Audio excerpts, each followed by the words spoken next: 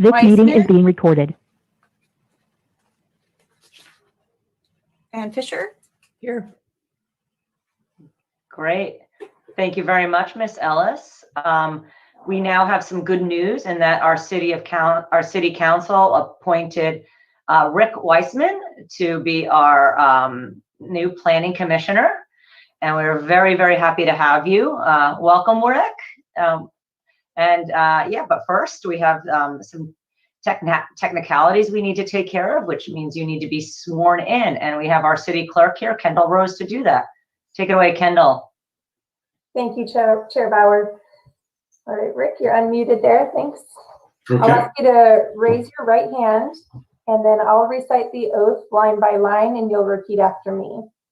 Okay. I state your name, do solemnly swear I, Rick Weissman, do solemnly swear that I will support and defend that I will support and defend the Constitution of the United States, the Constitution of the United States, the Charter of the City of Petaluma, the Charter of the City of Petaluma, and the Constitution of the State of California and the Constitution of the State of California, against all enemies, foreign and domestic, against all enemies, foreign and domestic, that I will bear true faith and allegiance that I will bear true faith and allegiance to the Constitution of the United States, to the Constitution of the United States, the Charter of the City of Petaluma, the Charter of the City of Petaluma, and the Constitution of the State of California, and the Constitution of the State of California, that I take this obligation freely that I take this obligation freely without any mental reservation or purpose of evasion, without any mental reservation or purpose of evasion, and that I will well and faithfully and that I will well and faithfully discharge the duties upon which I am about to enter. discharge the duties on which I am about to enter. Thank you. Congratulations. Thank you. Welcome. Well, welcome, Commissioner Weissman. We're very happy to have you here. And Thank you much. Good to be yes, aboard. thank you very much for stepping up and volunteering for this important position. We're excited to start to work with you. Great. Thank So you. now we will move on to electing a new chair, vice chair, and second chair, which happens every July, I just learned. So planning manager Hines, did you find out some information about that? Yeah, Assistant City Attorney Dylan Brady and I were just looking at the rules and regulations. So Dylan, do you want to address this one? So it is a little ambiguous, and I've been reading Rule 301, 303 through 304. Rule 303 says the officer shall hold the respective offices until the next annual meeting after appointment until their successors are appointed. The chair shall not be appointed to a consecutive term. So I think the key word is not be appointed to a consecutive term. And we don't define appointed anywhere. Rule 304 then says commission officer vacancies shall be filled by appointment held at any meeting. So I think it's ambiguous whether appointed means for the whole year or for just partial.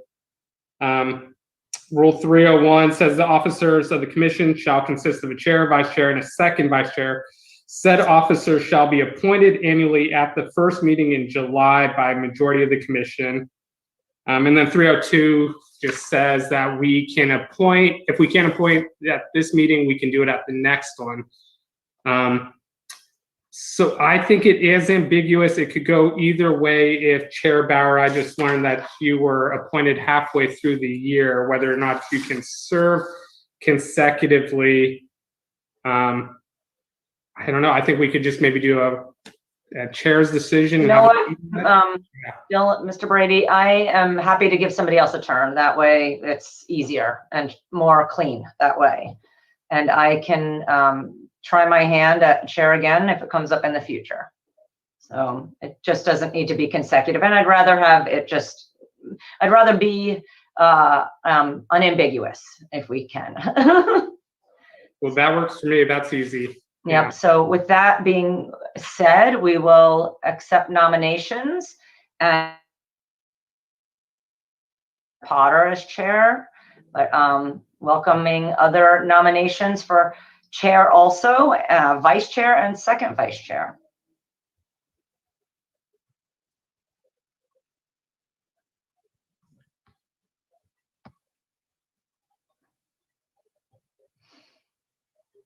Oh, okay. Commissioner Alonso, I see your hand is up. I'd like to nominate Chair Bauer as vice chair. Thank you. And would somebody how about okay, Commissioner Potter? I'd like to nominate Commissioner Hooper as the second vice chair. Okay, we have 3 nominations then. Are there any other nominations?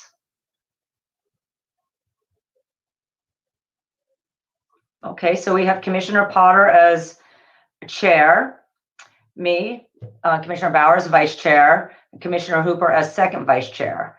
Do we have to vote on each one individually, Ms. Hines, or can we just vote on that? They need to be voted on individually if there's going to be any difference in vote.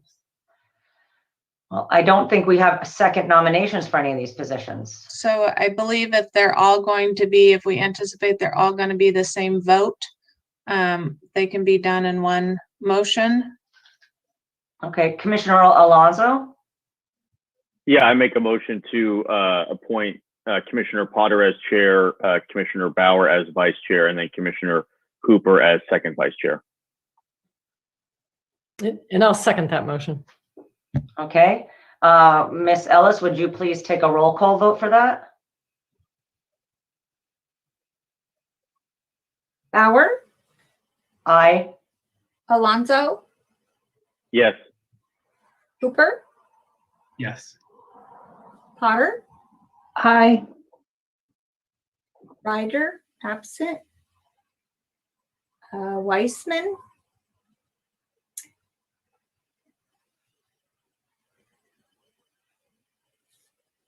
Sorry, yes.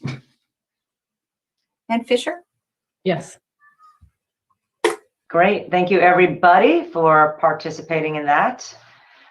We will now, and congratulations to everybody. Welcome, Commissioner Potter as chair. Does that start today, or when does that take effect? It starts now. Commissioner Chair Potter, shall I hand you the virtual gavel? Well, thank you, Heidi. And first, what I would like to say about Commissioner Bauer Chair Bauer has done an excellent job under difficult circumstances when we had a vacancy occur, stepped up to the plate and did a wonderful job leading us through some major decisions and some long processes with the public. And I want to thank her and all the commissioners for excellent job that we've done this year. So I'm excited to start the new fiscal year with our first meeting. And I was one of those commissioners who was used to having a paper packet.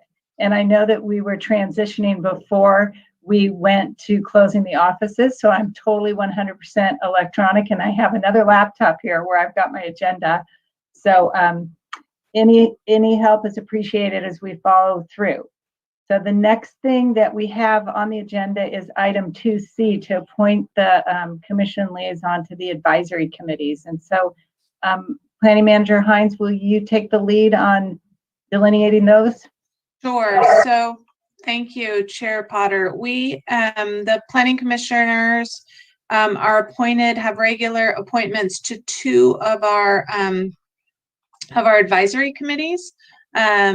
So that includes the Tree Advisory Committee. The Tree Advisory Committee meets on the 3rd Wednesday of each month at 3:30 in the afternoon. Tree Advisory Committee is really tasked with management of the city's tree resources, making a recommendation on policy around trees.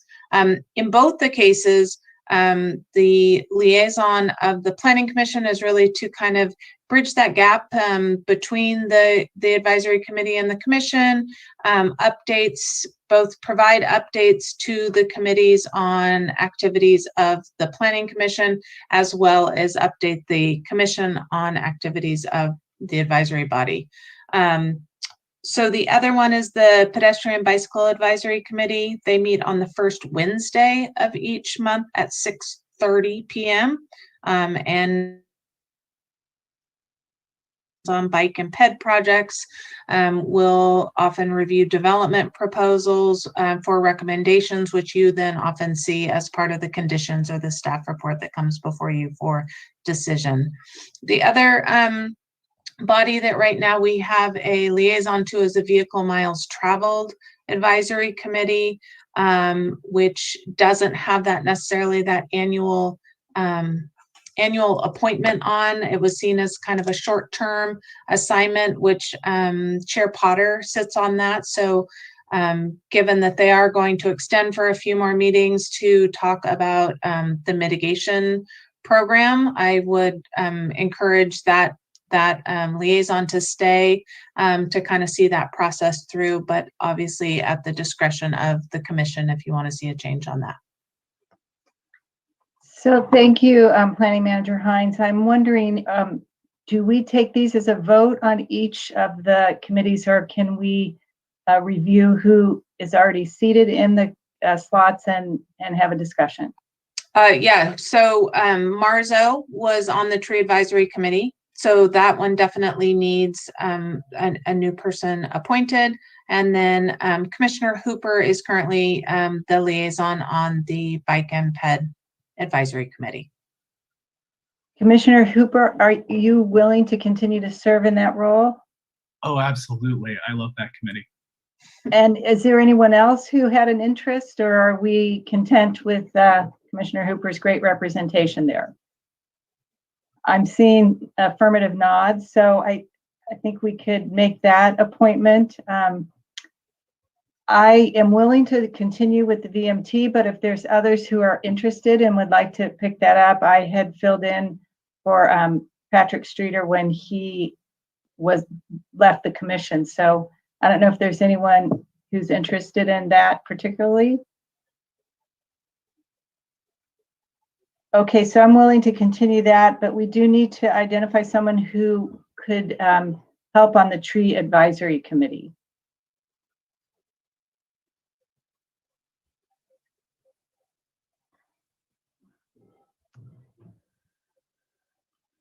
Heather, do you think they'll go back in person at some point? Because I don't know if I'll be able to make the in-person meetings because I'm up when I start back up in the office. So, right.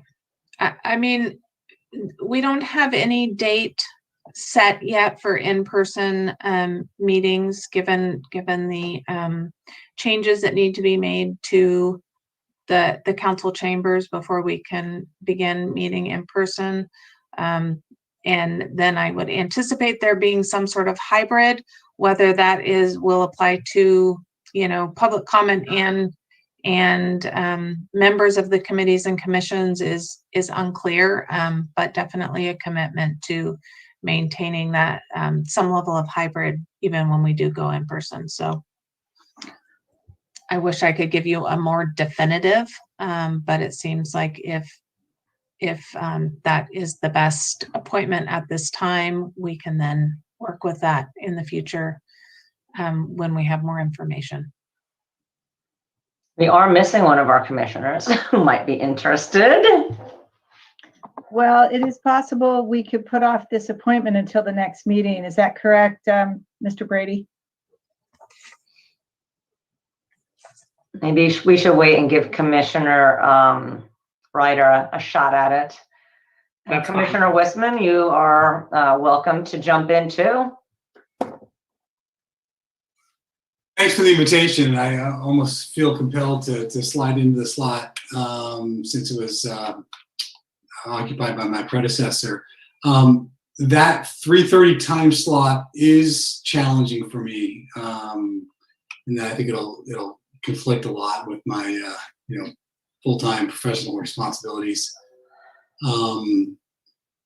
So if we can't put it off a week, I would prefer if we could maybe give Commissioner Ryder a shot at it. And if she's unable or unwilling, then maybe I can reconsider at that time. Okay, I'm not the chair anymore. Chair Potter, sorry. No, I think that I agree with that plan of action, and so we'll take it up at the next regularly scheduled Planning Commission meeting. So, but thank you everybody for stepping up. The committees are, it does take more time, but they're very important for us to continue the coordination and collaboration across the city functions. So we appreciate that. Public comment, and I want to welcome the public to the Zoom call and let you know that this is the time for taking comments on items that are not on this agenda, and that we ask that you state your name and it be limited to 3 minutes. So I'll turn it over to Mr. Roberts, who's our moderator for the meeting. Thank you, Chair Potter. I'll just provide a few moments for attendees to raise their hands.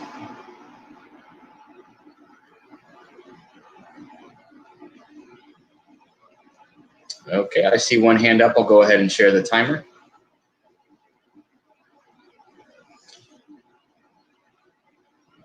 Okay, Sonoma County Conservation Council, I've allowed you to speak. As Chair Potter said, you'll need to state your name for the record as well as unmute yourself.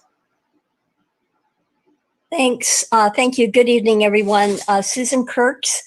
I actually am coming through a portal that I often use for Zoom meetings for two organizations that are members of the Sonoma County Conservation Council that I have the privilege of leading, Paula Lane Action Network based here in Petaluma, and the Madrone Audubon Society, which is a countywide organization. So I'm actually here this evening just as myself. I just happened to come through that portal.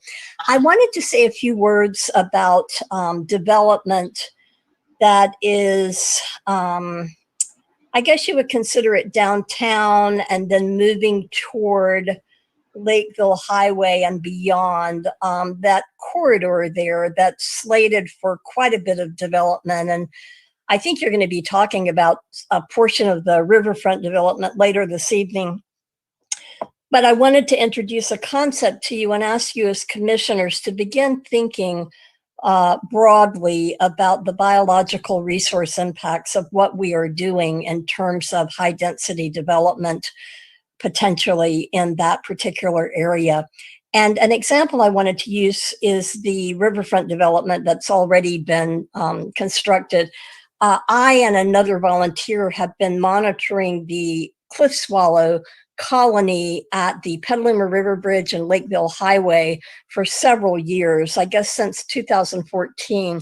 And part of the monitoring each year for these migratory birds that fly thousands of miles to their nesting site here, to which they're very attached. They come from Argentina. That's been going on since I think maybe 2015 or 16. It's part of a national phenology project, which is related to climate change impacts on our birds and wildlife. And this year, for the first time, I have noticed the birds who normally nest along Lakeville Highway have had to relocate. And they're actually nesting in a pretty dangerous location under the Petaluma River Bridge that I have never seen used before. And the only change in that area is the very close development that's occurred there. And I wish that I had known about this so that there could have been greater setbacks and much more sensitivity. And I don't even know if in the biological resources report if this colony, longstanding colony, was introduced to you, but I'm running out of time, and I just want to say that we must have a higher level of attention and real expertise in biological resource reports for preserving and protecting our biological resources here in Petaluma, which are rather exceptional. Thank you. Thank you, Susan. Up next is Veronica O. Veronica, I've allowed you to speak. You'll need to unmute yourself. Good evening, Veronica Olson. I just wanted to announce and make everyone aware that there is a Know Before You Grow general plan series presentation tomorrow night at 7 o'clock. Go to Urban Chat Petaluma and get a link if you're interested. This is one of many different presentations with experts from different categories relating to the general plan. And I invite you to go and look at the previous recordings and sessions. Very informative, and there's a lot of volunteers that participate in making these things happen, and I just wanted everyone to know. Thank you so much. Enjoy your evening. Thank you, Veronica. And I don't see any more hands up, so I will pass it back to Chair Potter.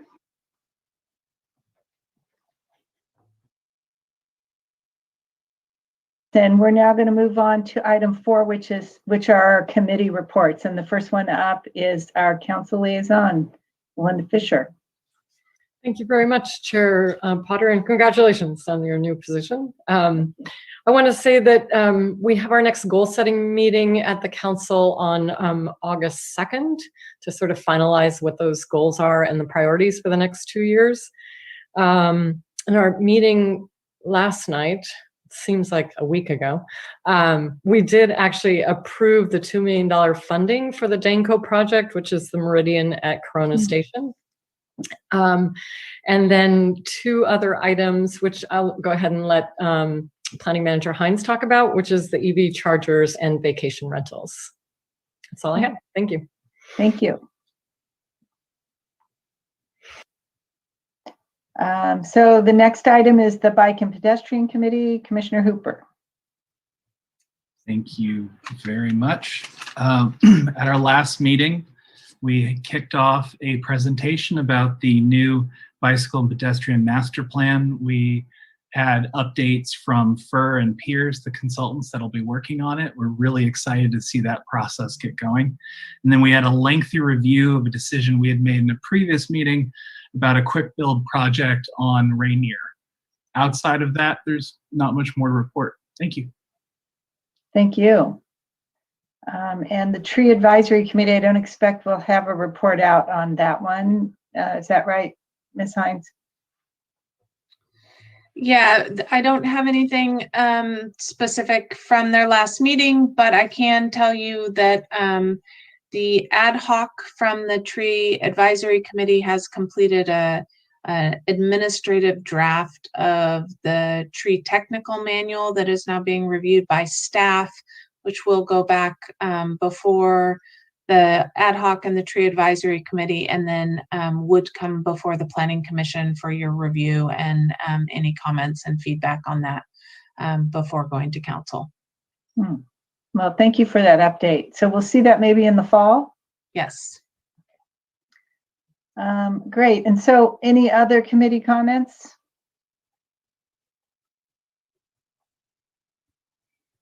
Okay, hearing none, we'll move on to item 5, which is the staff comments, planning manager's report. So following up on Councilwoman Fisher's comments about last night's meeting. So the short-term vacation rental ordinance that was forwarded from the Planning Commission was heard by the council, and it was introduced last night by I think it was a 5-1 vote. And so that will come back for a second reading on August 2nd. No changes were made from what came before the commission. The other item was also an ordinance that was introduced for an amendment to the municipal code. And this was for a streamlined permitting process for EV chargers. And this was a mandate that came from state law that mandates jurisdictions under 200,000 in population adopt a streamlined permitting process, create a checklist for those applications, and accept digital plan submittals and signatures. So that was adopted unanimously or introduced unanimously by the council, and we'll be back for a second reading next Monday, the 19th. The $2 million in housing funds that were locally committed by the council last night, that is for local funding assistance for the Meridian at Corona Station project. It included $1,500,000 from the housing in lieu funds, and an additional $500,000 from the city's commercial development housing linkage fund. And those fees, local fee financing will help the Danco project when it goes out for other funding requests. It is a huge increase in their ability to be competitive, to show that they do have local match from the jurisdiction. And then finally, I just wanted to, a number of staff toured the Sonoma Clean Power Advanced Energy Center recently, and that is recently open to the public. It's a tremendous resource for available technology, rebates, financing. They have a 0% on-bill financing program right now that they have rolled out. So I just really wanted to kind of put a plug in for that. It kind of reminded me of like a children's museum where you get to touch things and see things and read, blurbs about the technology and the savings and the reduction in greenhouse gas emissions. So really quite interesting. They also run a lot of public classes and educational series. So it's really a tremendous resource for Sonoma County. And that's all I have. Thank you so much for that report. Getting a lot of good work done. So the next item is approval of our minutes. I hope you all had a chance to review those, the minutes from the June 22nd, 2021 Planning Commission meeting. Are there any comments or suggested changes on those minutes? Is there any opposition to approval of the minutes? Seeing none, the minutes for June 22nd, 2021 are approved, and we're going to move on now to item 7, which is our study session. This item is the Spirit Living Residential Care Facility. It's a study session to seek input on a proposed change to an existing entitlement, and no decisions are going to be made tonight. So with that, I'll turn it over to staff for the staff report.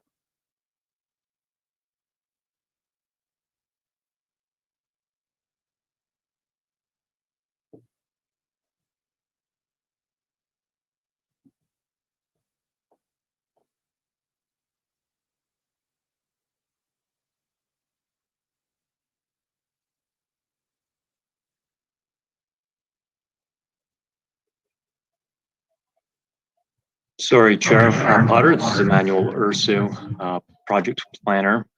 Can you all see my screen?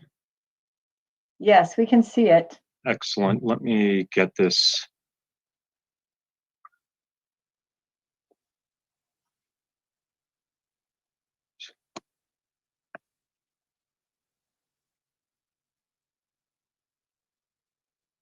Okay, so this evening's item is request by Spirit Living for a study session before the Planning Commission to review conceptual proposal by Spirit Living for a residential care facility for the elderly. Emmanuel, can you do the full screen, the little at the bottom of your screen on the, yep. Try there that. You go. I think. Is that better? It's a little smaller now, isn't it? But what you want to do is not show your notes. Maybe display settings. See how your notes in the next slide, is everyone seeing that? Notes in the next slide? Yes. And you just want to show just the slide. I think going to slideshow might help. Yeah, that's what I just did.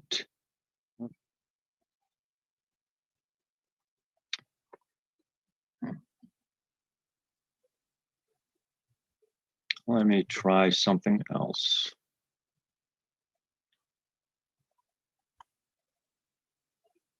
And while he's doing that, Eric, can I ask you if you can turn on the closed caption for the meeting?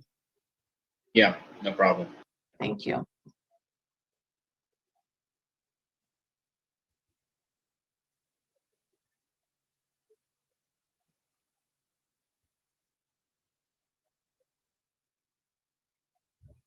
Emmanuel, you may try going into the presentation mode and then sharing that screen separately.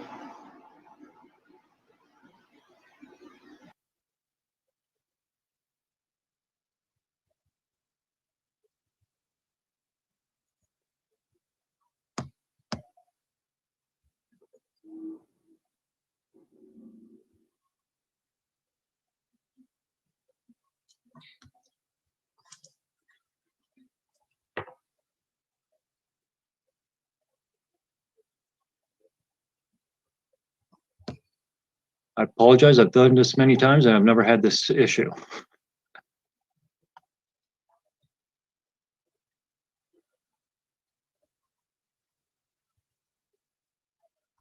Yeah, I'm not.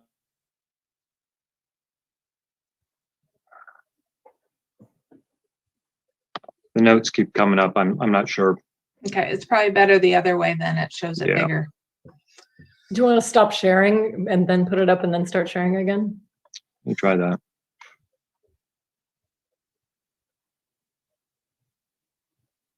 It's not a Zoom meeting without some glitch, right?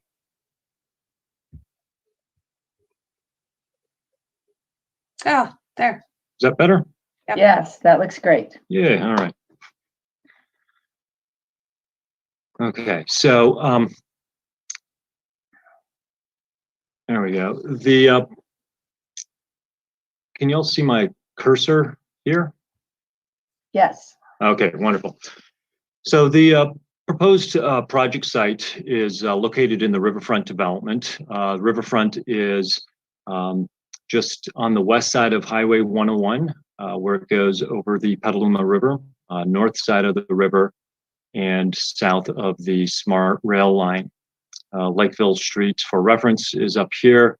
The SMART station is just off of this screen over here on the left-hand side, far left. When the Riverfront project was planned, it was envisioned to be and approved for a mix of uses. It's designated, general plan designation is mixed use as shown in this exhibit.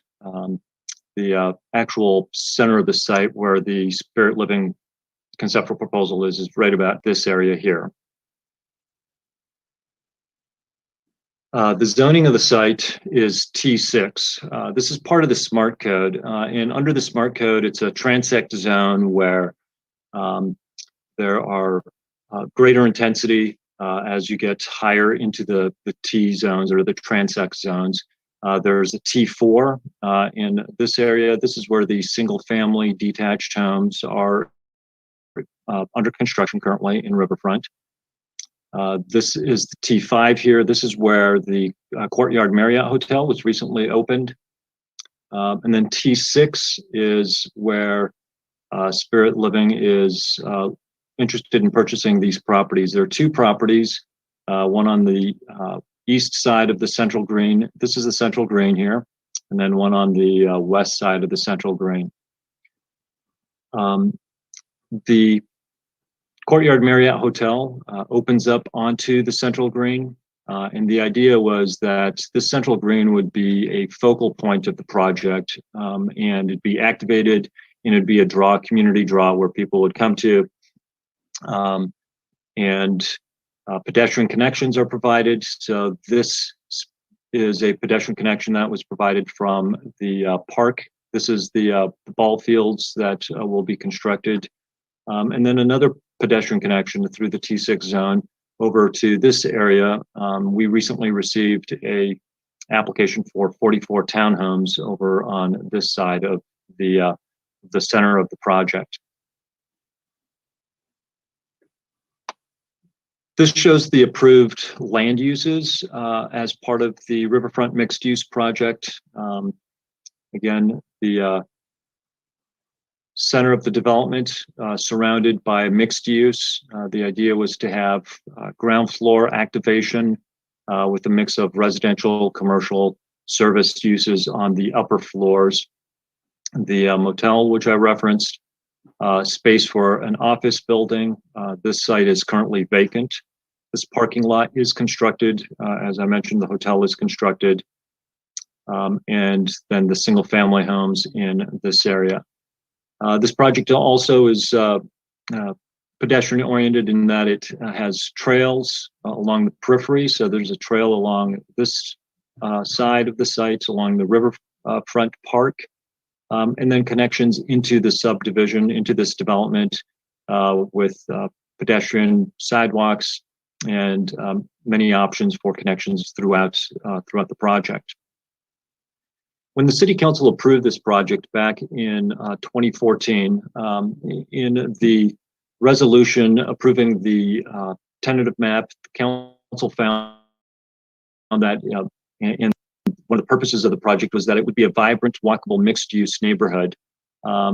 And they also stated in their findings on the ordinance adopting the zoning that the vision of mixed-use development and pedestrian-friendly neighborhood character envisioned in the central Petaluma specific plan would be implemented by this project. So these are key elements and key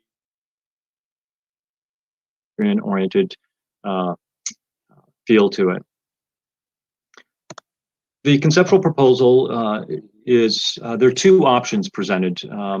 The applicant came before the city and presented at a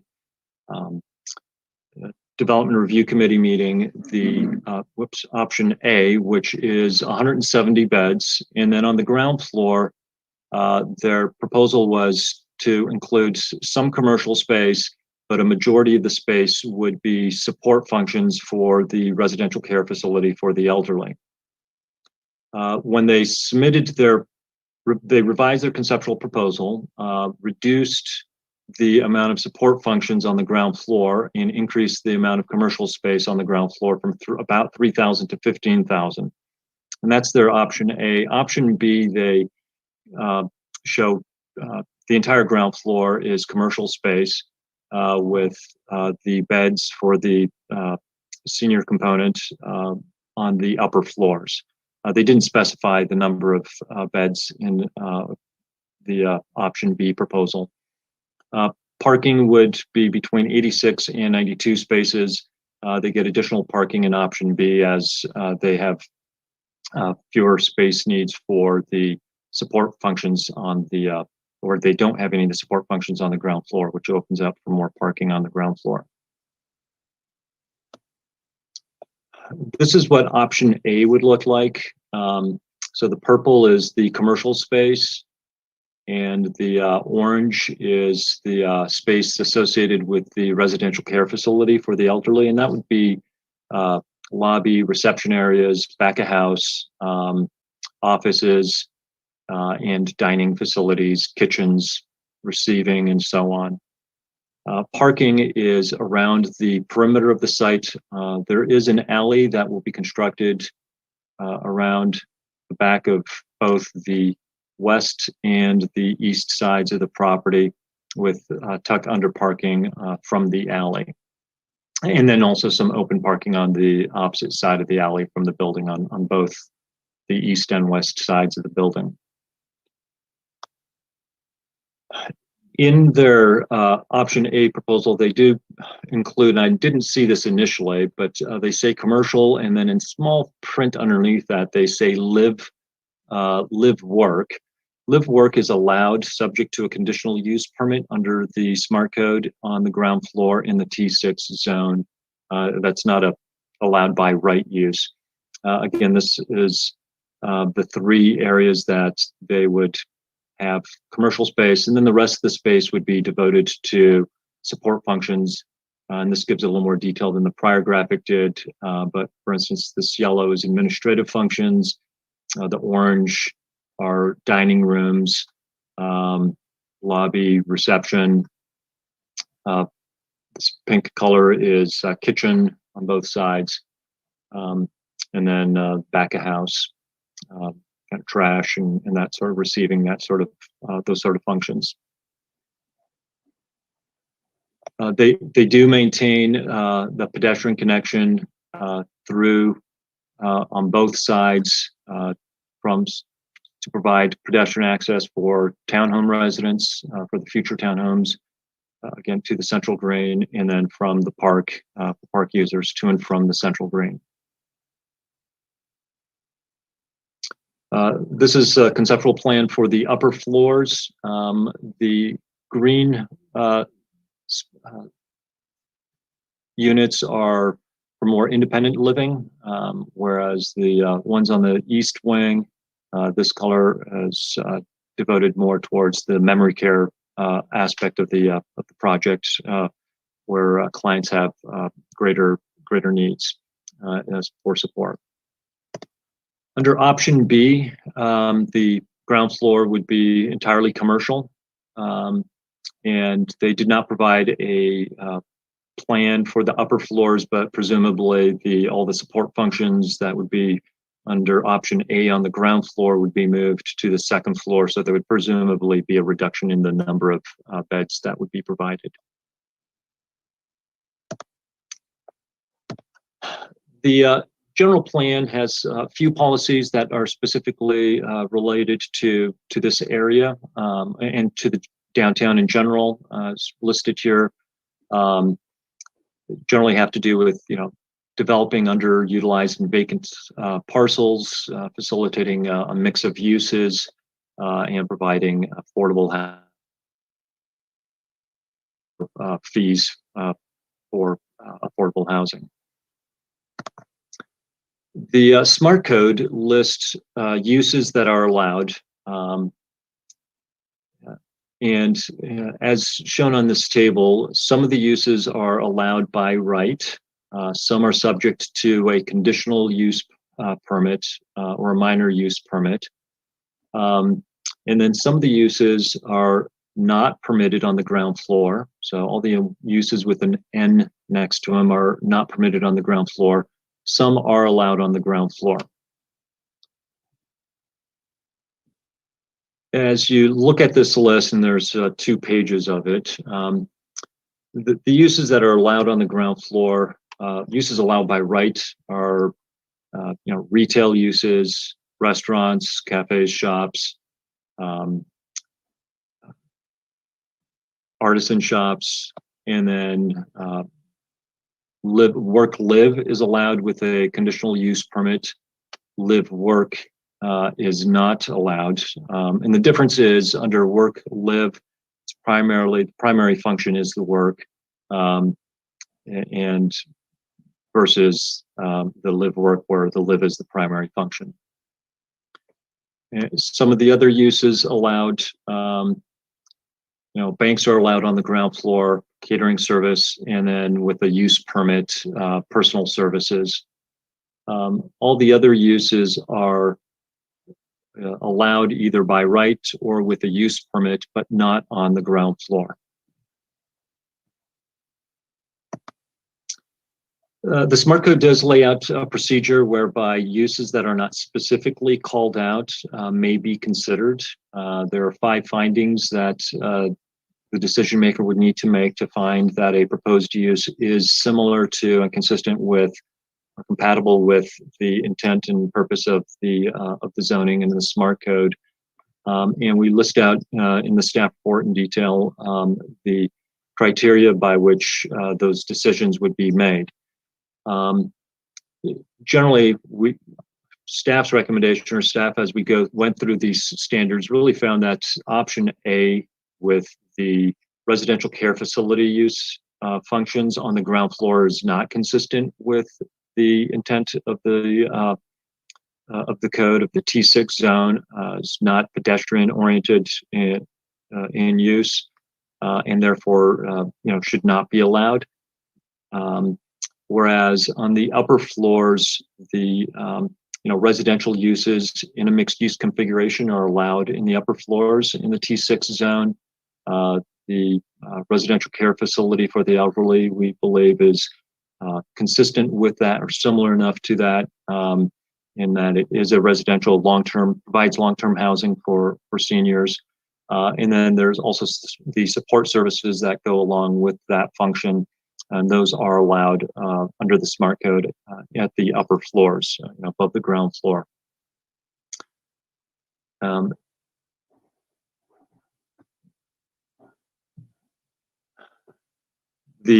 of the last criteria is that there's the use is not listed as another allowable use in another zone. It is not listed in the smart code. Residential care facilities for the elderly are not listed in the smart code as a use that's allowed in any other zone. It is listed in the implementing zoning ordinance, but not in the smart code, which applies to this area.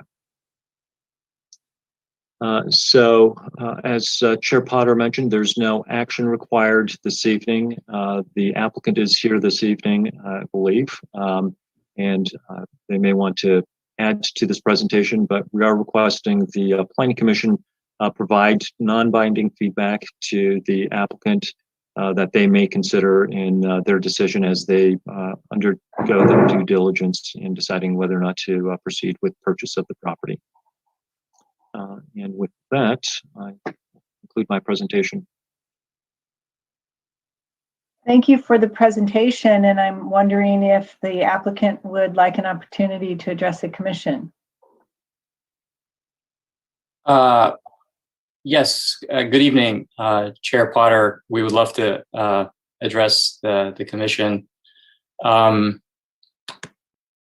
Before doing that, I was hoping that you would allow us just a little bit more than 6 minutes to present, because it is a study session, and in presenting, we felt the 6 minutes just wasn't enough time, and I would. Yeah, usually we allow 10 minutes for the applicant, the architect, and landscape architect, but you can choose to use that time in whatever manner that you think will represent your project. Okay, thank you. So good evening, commissioners and staff. Can I share the screen? Yes, please do.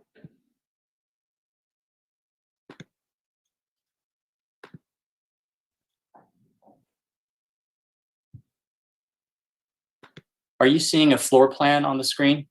Yes, surrounded by photographs. Yes, thank you. Yes. I just wanted to start by introducing myself. My name is Amir Kia, and I'm with Spirit Living Group, who's the project sponsor. And by way of background, I started Spirit Living Group with my older brother, Ali, who is also here on the call tonight. We grew up together in the Bay Area, and we've been developing and managing senior housing communities for the last 25 years now. I actually happen to live about a half hour from the site, and my brother and I have fond memories as kids in the 80s visiting our family friends in Petaluma and cruising downtown on the weekends. And so it feels like a full circle coming here.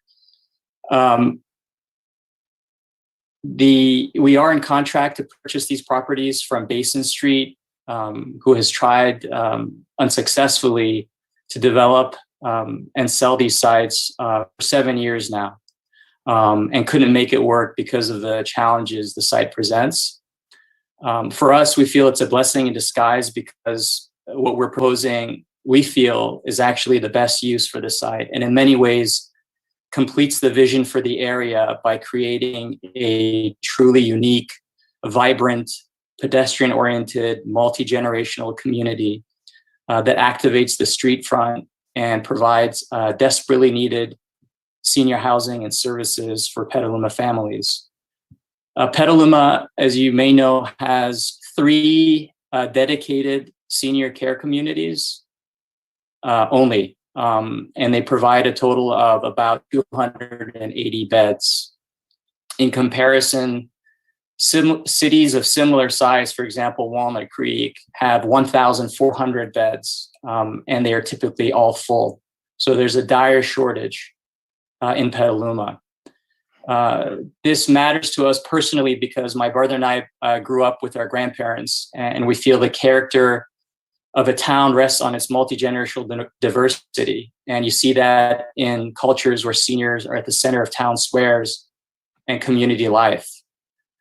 We feel Petaluma has a unique heritage and character where residents want to continue living their life and growing old in the town they call home if they have the options, and hoping this project contributes to their choice to stay here.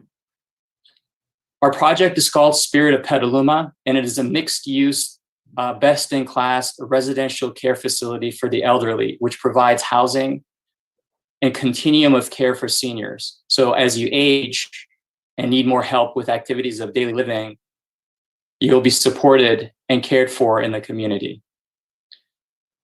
Spirit of Petaluma would provide a mix of unit types and sizes for seniors on the upper floors.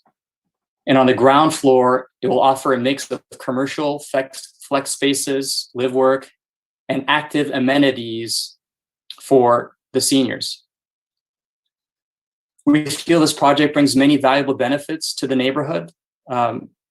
We feel that the design is such that it is very much pedestrian oriented. Our use has a low environmental footprint. It requires minimal parking and has less impact on traffic and pollution in the area, which is residential. Most of our residents don't drive and don't have cars, and we offer a van shuttle service with a full-time driver for our residents and staff. The project will activate the street frontage from day one of opening and will create genuine community interaction with a diverse mix of active ground floor uses. We feel Spirit of Petaluma weaves all the different elements of the master plan together harmoniously. It almost feels like it's a natural fit. The Marriott Hotel across the street is a place where families and visitors can stay and just walk over to visit a loved one. The place behind us allows residents, families, and children to engage and connect right outside their door. And the SMART train, which is just a mile away, encourages public transportation for our staff and visitors. Spirit of Petaluma will help meet some of the huge deficit of senior housing, which is getting worse as the population grows older.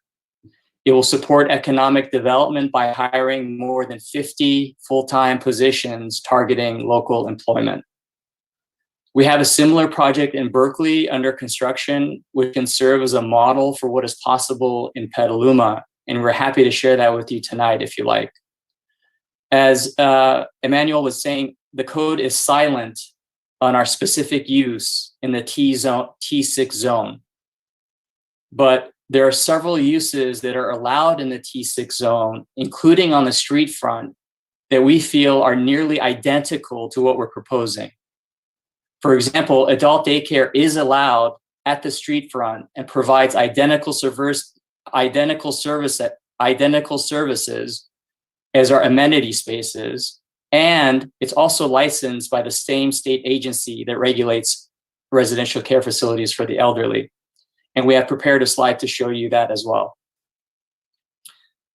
We presented our project to the Development Review Committee on June 3rd, where we proposed 3,000 square feet of commercial space on the ground floor, but were informed that the site requires 30,000 square feet of commercial, which is actually more than the usable footprint on the site. Based on staff's request, our design team prepared option B in the staff report to actually show that it's not feasible and not practical to provide 30,000 square feet of commercial in this area. However, we did take feedback from the staff to heart, and we're presenting what we feel is a balanced approach of 15,000 square feet of commercial flex space, which we believe is still a lot for the area, and 15,000 square feet of amenity spaces for our senior community. So a 50-50 approach. Dedicating 100% of the ground floor to commercial doesn't work for many reasons. There's very little demand for this type of retail. This is not destination retail.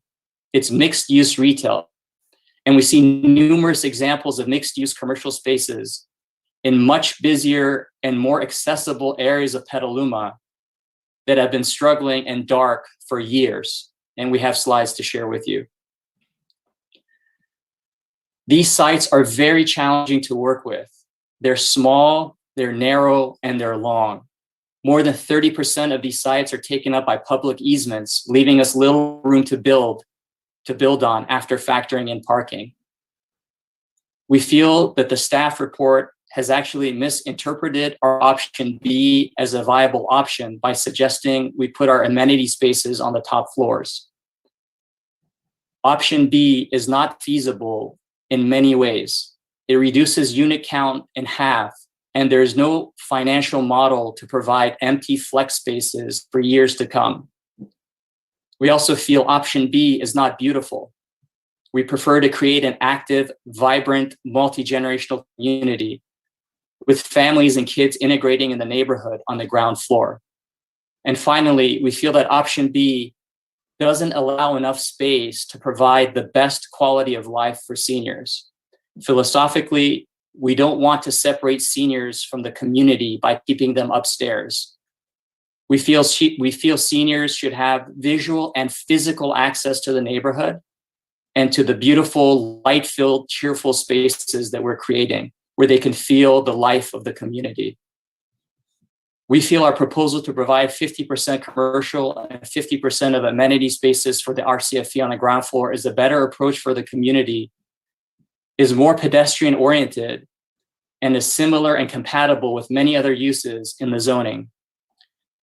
We want to clarify the staff report that we're not proposing resident rooms on the ground floor. We're proposing amenity spaces at the ground level that are designed to activate the street fronts with storefront doors and windows, including a lobby, a cafe, a lounge, restaurant-style dining, and activity spaces, which are nearly identical to the Marriott Hotel across the street.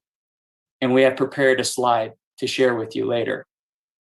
In closing, we would like to get a sense from the commission if our proposal can be given a similar level of flexibility that was afforded to the Marriott Hotel, especially considering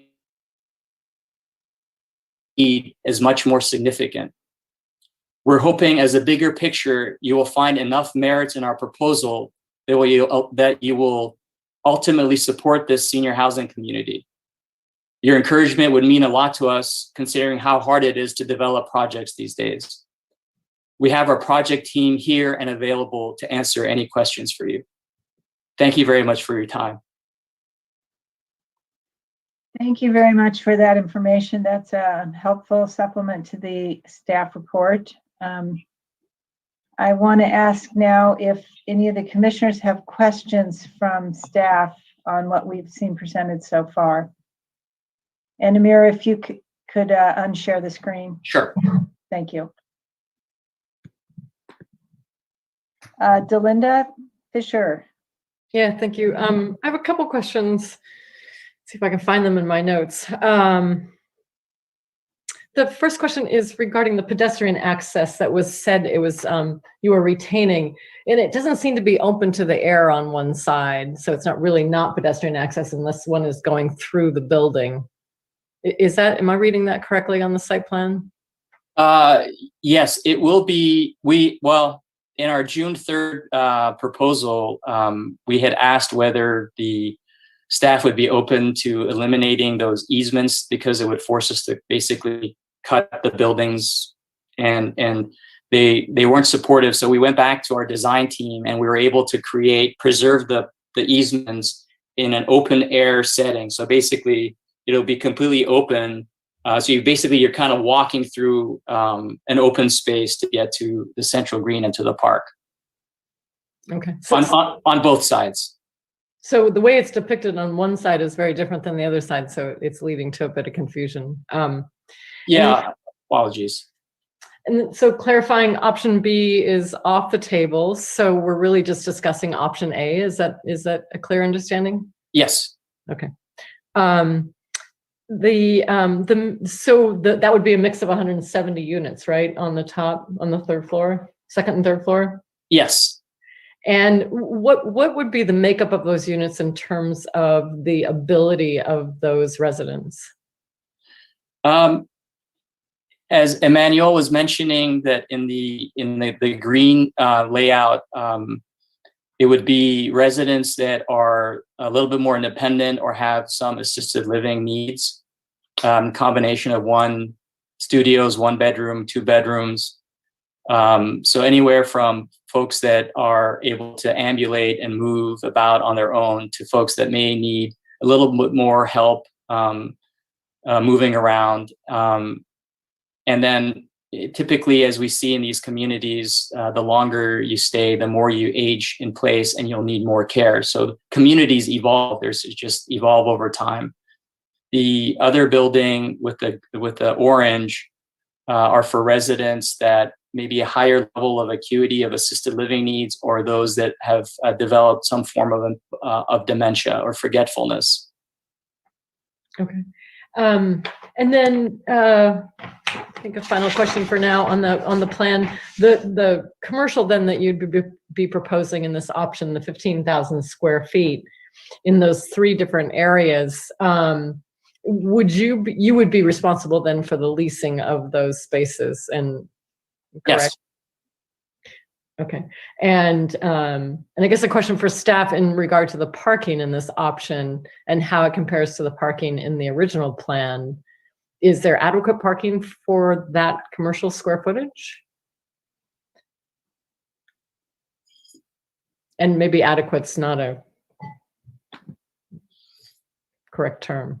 Yeah, the smart code, I believe, requires 2 spaces per 1,000 square feet, if I remember correctly. That's correct. And then for the residential care facility, it's I think it'd be based on a use permit basis. So we would need to understand the number of employees, the traffic, the parking demand that would be generated by that specific use. Can I add to that? The smart code only has it has 2 parking ratios, if you will, in the smart code. It's 1 per residential unit, actually 3. 1 per residential unit, half per affordable unit, and then 1 per 500 square feet of non-residential uses. I don't believe, and Amir, correct me if I'm misstating this, but I don't believe that the majority of the units in that they don't have their own kitchen facilities. Is that correct? That's correct. The majority of the residents will go to a common dining area. They may be unable to cook by themselves, or they choose not to. So they maybe small kitchenettes, but not full kitchens. Maybe some will have full kitchens for those that are more independent, but we haven't really gotten to that level of detail. So some of that parking calculation is going to really depend on some of the detail that would come in with the formal application in terms of what are we looking at in terms of true dwelling units, residential dwelling units per the definitions that our codes use, and what is actually non-residential, and then the parking criteria based on that. So that would mean 30 parking spaces required for the commercial, which doesn't leave much parking left here then for the 50 employees, and understanding they're not all there at once and maybe 25 or so at a time. But it doesn't seem that there's adequate parking provided for those uses. Just a comment. Yeah, so I can address that. Again, our project in Berkeley could serve as an example. Our parking ratio there is 0.25 to 1. We have actually 3 shifts of staffing, so that 50 employees is actually spread out over 3 shifts. And the majority of our staff a lot of them live locally, a lot of them commute. We encourage that. And we're hoping that this will happen as well, especially since we're so close to the smart train station. Thank you. Next up, Commissioner Hooper, you had a few questions. Yes, thank you. And just to check, are we asking questions of staff now or the applicant or both? I wanted to spend this time to just get some answers to any of the technical questions before we go to public comment, and then we'll have a chance to deliberate. Perfect. Okay. Just to start off then, just a few questions for staff. Was there a reason when deciding what will be an acceptable use in the smart code, was there an actual reason for why residential care facilities were left out, or did it just happen to be left out? I don't have the answer to that, to be totally honest with you. I don't recall it coming up specifically. I also, that caveat in the smart code to be able to look at things, I think is a kind of catch-all for situations where maybe something wasn't considered to give an option for looking at those. But I don't know of a specific deliberation or reason why it may or may not have been included. Fair enough. Also, was there a reason for 30,000 feet of commercial, 30,000 square feet of commercial as opposed to say 20 or 10,000? Was there an assumed demand or study that led to that decision in the original formulation? I don't believe so. I think it was more what was planned, looking at the kind of footprint wrapping around the central green and looking at having the entirety of the ground floor being commercial. That said, as this project has been constructed in pieces, things vary very slightly. I think the hotel is 122 units instead of 120, and things shift as you go from kind of the concept to each individual. So we would anticipate some variation per se. This was just a more significant variation than other uses so far. Completely fair.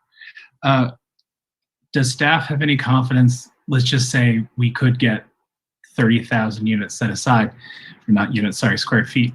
Does staff have confidence that we'd be able to actually fill that sustainably in the coming years?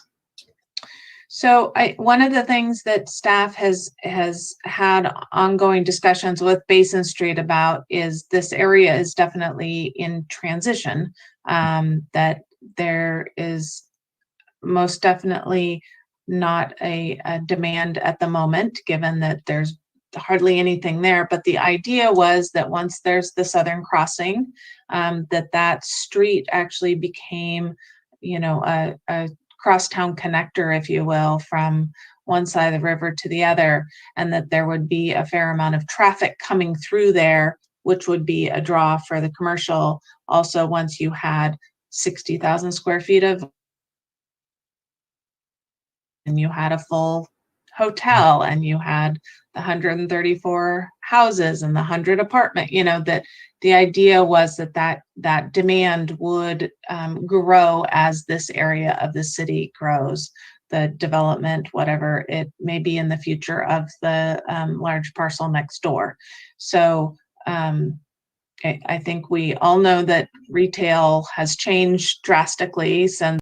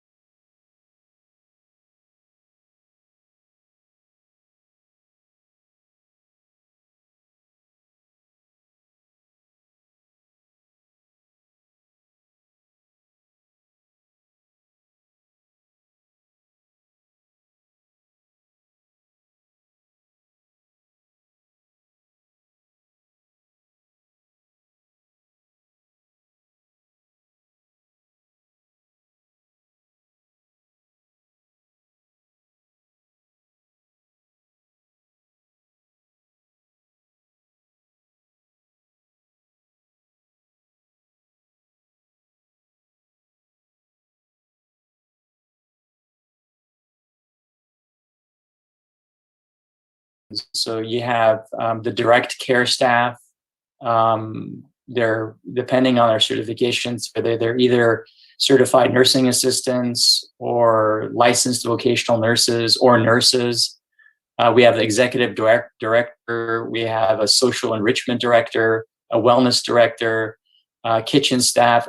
I'm sorry, I'm not trying to be evasive at all, but I'm just saying there's such a range of it.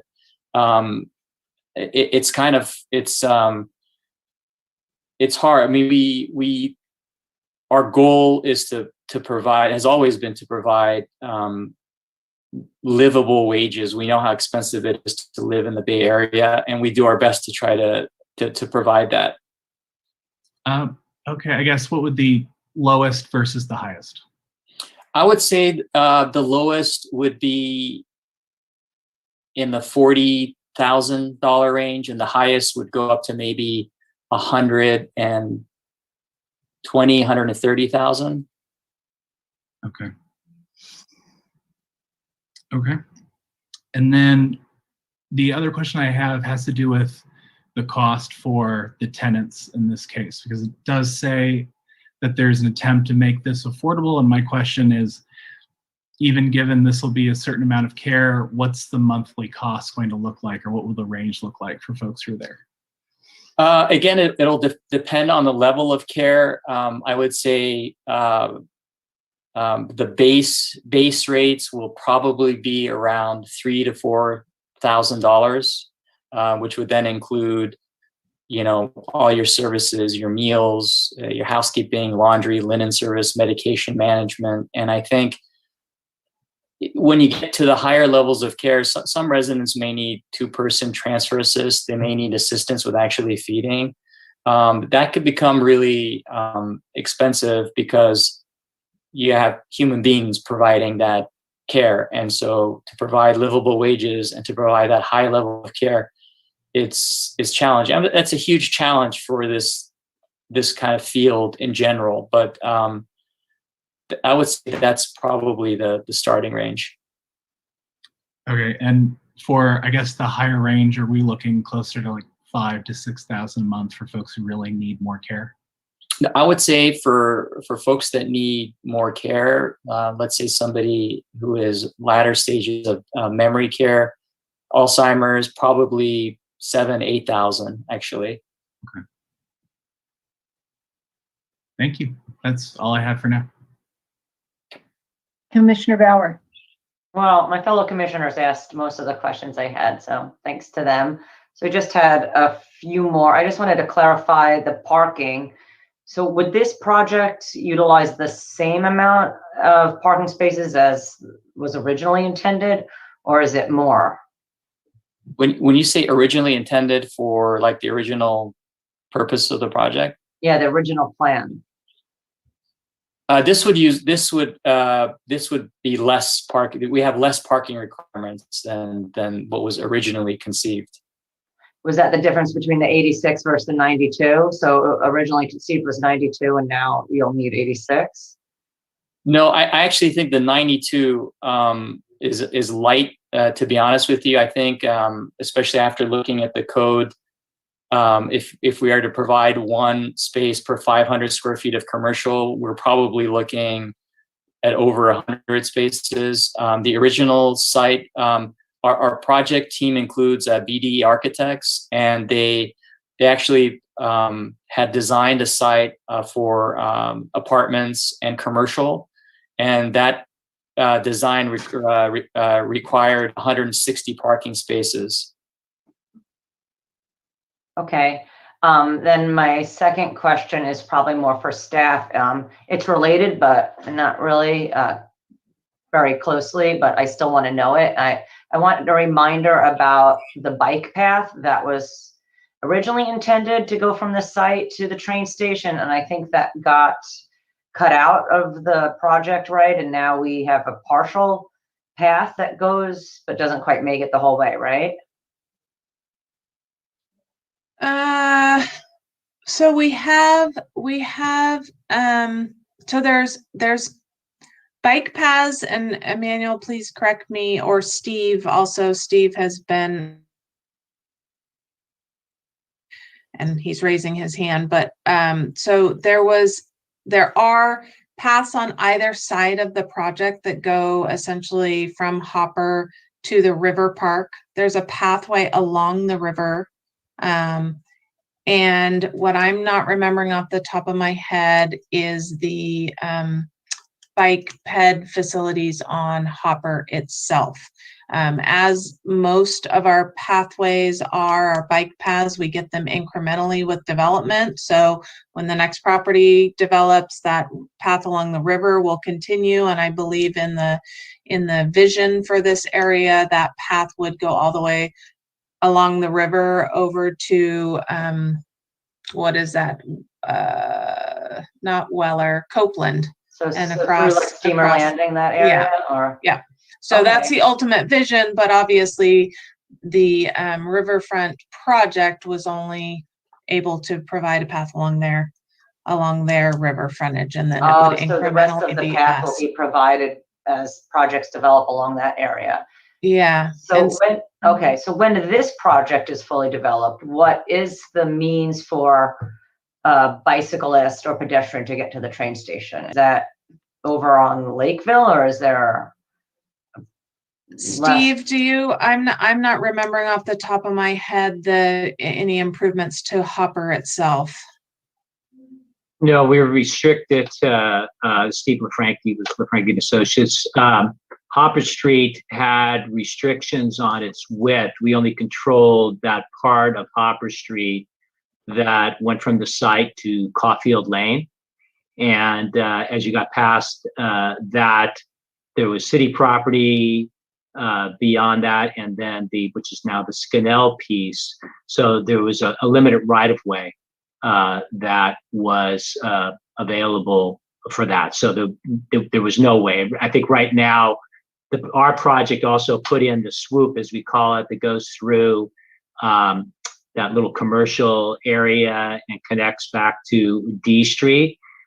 So there's a connection, a share of the road connection from there that goes down along the between Shamrock and Scannell and the city property and the smart right of way, and that's generally the bike route that people are taking. But the project itself didn't have a requirement to add anything beyond that. And then, as Heather had stated, it's just that the project loops around the top. There's a multi-use path that is adjacent to the smart right of way, connects over to Caulfield, loops around and goes parallel to 101 right of way, and will connect to the river park.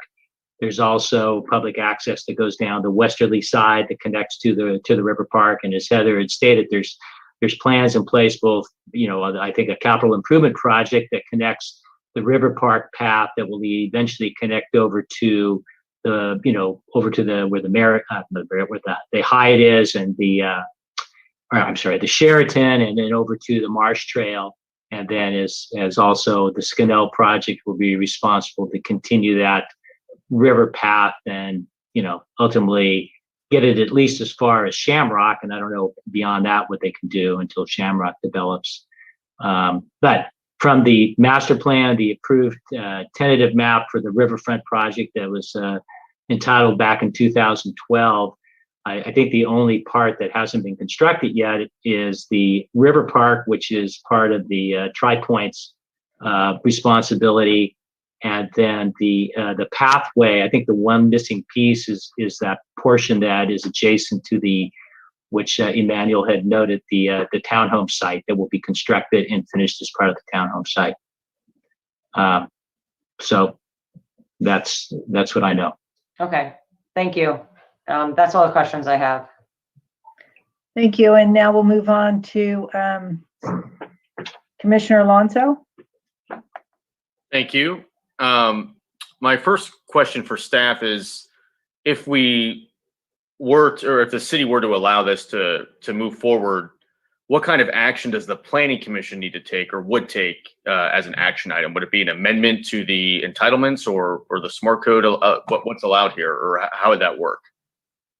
So what what the code lays out is a process for determining a similar use. So it would come, I would assume we would bring it as part of the site plan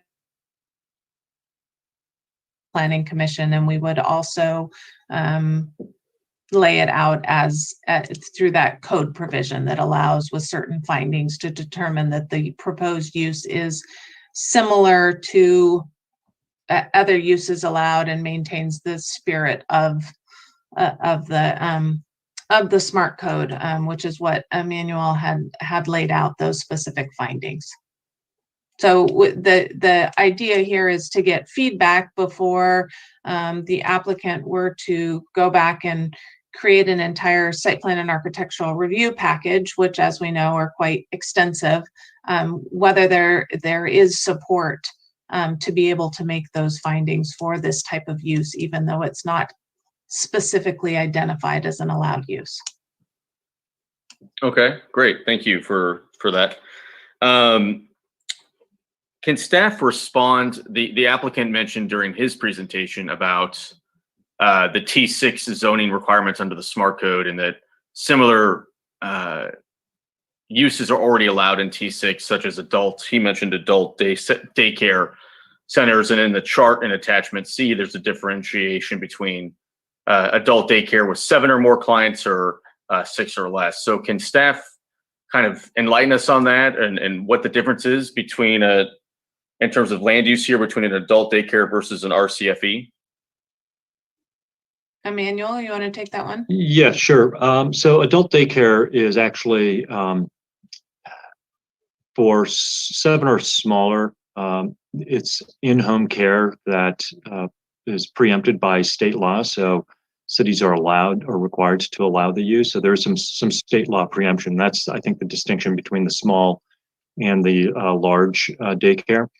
One thing to note is in the T6 zone, the adult daycare, either the small or the large, is not allowed on the ground floor.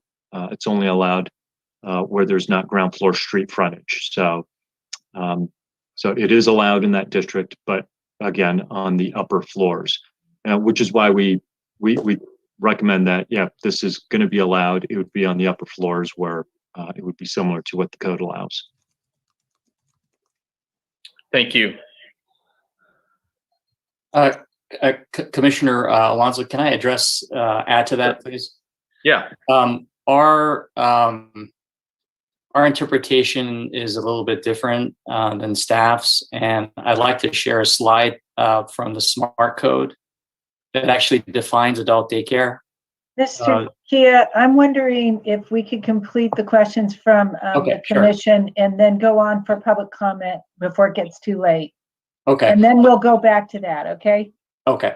So Commissioner Alonso, did you have any other questions? Yeah, I'm kind of curious based on what the applicant said in a response to Councilmember Fisher. And can staff explain where did option B come from? If the applicant's not supportive of option B, was that something that staff came up with or the development review committee discussed? Can you provide some specifics there, please? Sure. Yes. So the applicant provided both a narrative description of their proposal, which is attached to the staff report, and a set of plans. In the plans, they had an option A and an option B. Guess it was my mistake for believing that option B was an actual viable option that they were proposing. So we learned tonight that that is actually not part of what they're proposing. So it sounds to me that as though the purpose of this meeting is to discuss the option A and to get feedback from this commission about the viability of possibly being able to consider it in the future. So I think that focusing on these questions about the zoning designation, the compatibility, how we might make those findings and other concerns we have is very helpful for the applicant. Commissioner Alonso? Yeah, I have a few more questions. Thanks. Okay. So in the staff report, there's discussion about orientation for pedestrian use at the ground floor, and this how the smart code under T6 wants to support that. Can staff kind of explain a little bit more about why this proposed project as is conflicts with that? Yeah, if you look at the definition of pedestrian orientation, it speaks to uses where one can enter without an appointment, one where the general public is allowed to come into. And when you look at the list of uses that are allowed on the ground floor by right, they're retail, restaurant, service types of uses. The 15,000 square feet roughly that would be devoted on the ground floor to the residential care facility support components, those are spaces that are primarily, or I think exclusively for, and I could be corrected by the applicant, but exclusively for the clients of the facility. So it's not a space that is open to the general public, and that is, I think, one of the kind of the primary factors in determining or establishing pedestrian orientation. Can I add to that too? I do want to acknowledge, as the applicant said, when this application did first come before the Development Review Committee, it was 3,000 square feet of commercial. And so staff did have, feedback in response to that we didn't feel like 3,000 was consistent with the vision that had originally been 30,000, and the real intent and the kind of intensity of a T6 zone, that we didn't feel like that was compatible. So I do want to recognize that appears to have increased to 15,000 from the 3,000, based on some of that feedback at the staff level. And the question is 15,000 enough? Is the tenant amenity space, is it similar enough or activity generating enough where it can, in concert with the 15,000 of commercial, create the desired mixed use and activity generation at that ground floor level that both the smart code envisions for the T6 and for this area, and the original project envisioned. Now, things change when a project is approved in, what is it now, 7 years ago. Things change in the market, things change in, the community's needs. And that's the check-in or the feedback loop that we're here before the commission to check in with the commission, with the community. Are there thoughts? Does this seem right? Is this filling another need in the community, and therefore the trade-off is appropriate? That's the feedback we're looking for here. Great, thank you. That's all my questions. Thank you, Commissioner. And Commissioner Fisher, Councilmember Fisher. Thank you. Following up on Commissioner Alonso's question to staff about the entitlements that would be required for option A, what do we do about the fact that it's not in compliance with the general plan?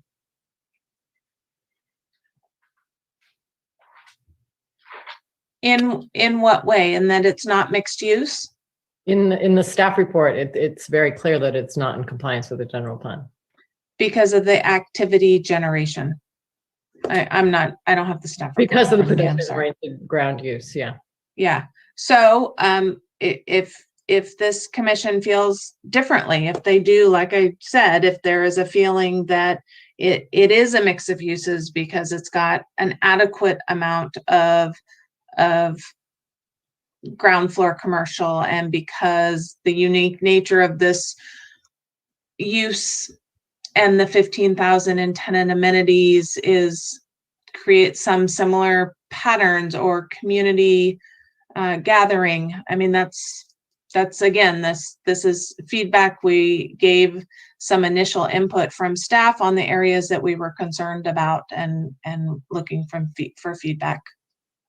If it is not consistent, if the commission feels like it's not consistent and it not consistent with the smart code or the station area the specific plan, which is consistent with the general plan, that's feedback that I think both staff and the applicant would appreciate to decide what's next for this project. Thank you. Commissioner Weissman? Yeah, just a couple of questions. One, maybe a clarifying question from staff.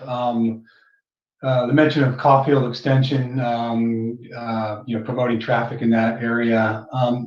Is there a current timeline for that extension and overpass? It is, I don't remember the percent design. I'm not sure if you know that off the top of your head, Emmanuel, and I don't think we have anyone from Public Work here. That bridge is being designed. There were some initial costs feedback from that, and we are collecting traffic impact fees, and that is one of the projects that is identified for traffic impact fees to go to that. Okay, so I mean, rough or very general timeline or span, 1 to 5 years, 5 to 10, or? It is hard for me to respond to that because the council approves in their CIP, their capital improvement plan, projects that are prioritized and to use those funds. I will say that one of the priorities that the council recently identified as a priority was the discussion of the crosstown connectors and relooking at those and relooking at the status and which are identified and all of those components. So I think that there is interest and direction from the council to return sooner than later to continue that conversation. And after that conversation, we might know more about the prioritizations of those projects. Perfect, thank you. Next question for the applicant. We've talked about this mix and under option A of commercial and some of the support functions. Are there any examples you can offer, anecdotally or otherwise, from other projects, the Berkeley project that you mentioned, or any others, that could give commissioners some idea of what that mix would look like? Types of businesses and that would fall into the commercial category, especially. Are you referring to the section, the 15,000 square feet? What kind of businesses would occupy the 15,000 square feet of commercial live work? Yeah, and specifically if there's examples of in some of your other projects of what those businesses are like. I mean, yeah, it's what we would love to see versus who would actually want to come here, because it's just doesn't have really much demand. But I mean, we would love to see a restaurant at that corner or a cafe at that corner. We would love to see resident uses that are that the neighborhood could enjoy. Maybe a day spa, a fitness center. Again, the question is really who wants to come in those spaces, and the mixed use commercial spaces that we've seen around town are very much dark, and they've been struggling. So we on very, very, very busy thoroughfares like East Washington, North Petaluma Boulevard North. So we just struggle to figure out how people are going to come. We want to take, again, staff recommendation to heart, but we also want an active community, and we prefer not to wait 10 years, 15 years, or 20 years, hoping that someday something will happen and people will come. I think life is short, the demand is really high, and we would love to see something happen here sooner rather than later. And I think part of the issue that Basin Street, who developed this master plan, has had is that they haven't been able to make it work. And they've tried to sell it. Dozens of buyers have tried to look at this and try to pencil something. And this amount of commercial obligation placed on these sites has killed every deal. We're hoping to provide at least 15,000 square feet, which is better than 0 square feet. We're hoping that this project can get off the ground. Are there any businesses that are specifically, in your experience, attracted to or repelled by your type of use, that might, cause attraction or the opposite? I think the businesses that we've seen come to our communities, they really want, most of them are small business owners. We don't get really chains or big franchises that can kind of stay the course over difficult times. So yeah, mom and pop owners coming, they want to know, are there enough people that can walk in? Will people frequent their business? Are they going to be able to pay their bills, hire staff, and make a decent living? And it's a real question mark for us, whether that can happen or not, even on 15,000 square feet.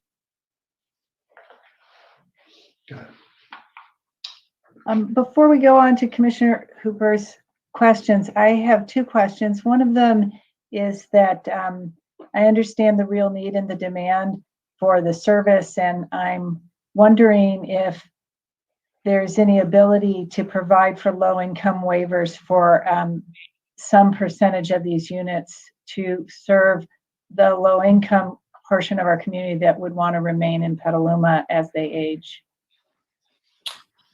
Yeah, so our project is part of a master plan that's already established, has established in lieu affordability fees for the project. And so we're right now currently looking at assessing the magnitude of those fees.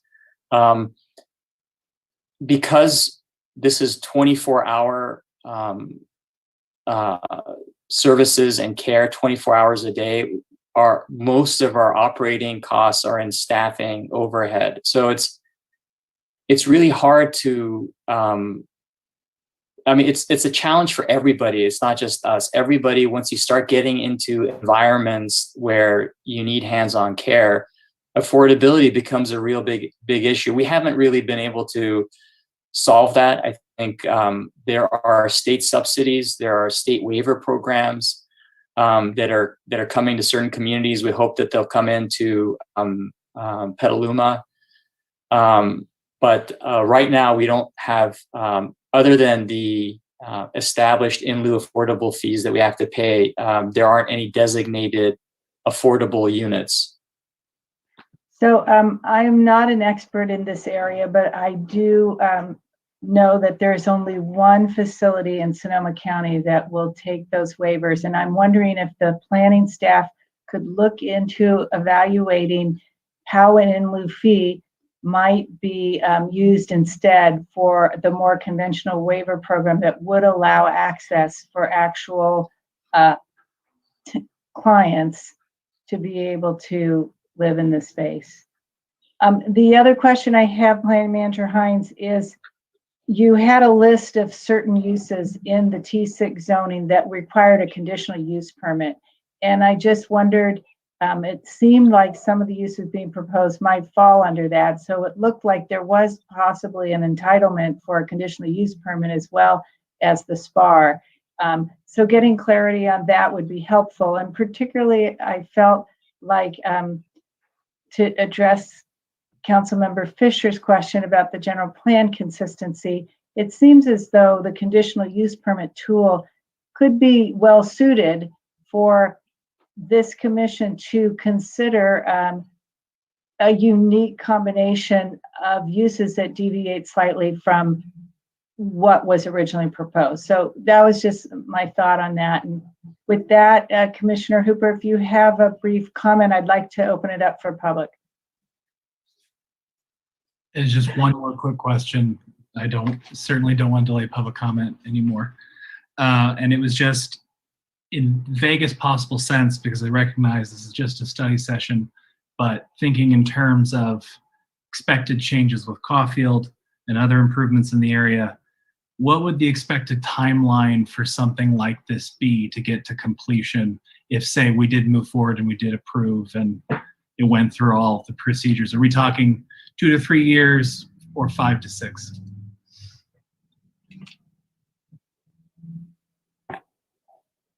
In general terms, I recognize it's hard to state that with any certainty. I could answer that. Doug Pancake, I'm one of the architects. If we were through entitlements and we started working now, we would be 2.5 years away from opening. It all depends on the entitlements, and that's with an 18-month construction duration. So a year to draw it and get it permitted, and 18 months to build it, maybe 20 months, depending on the markets, depending on the construction industry. All right, well, thank you very much. And at this time, I'd like to open it up to public comment. So I'll turn it over to our moderator, Mr. Roberts.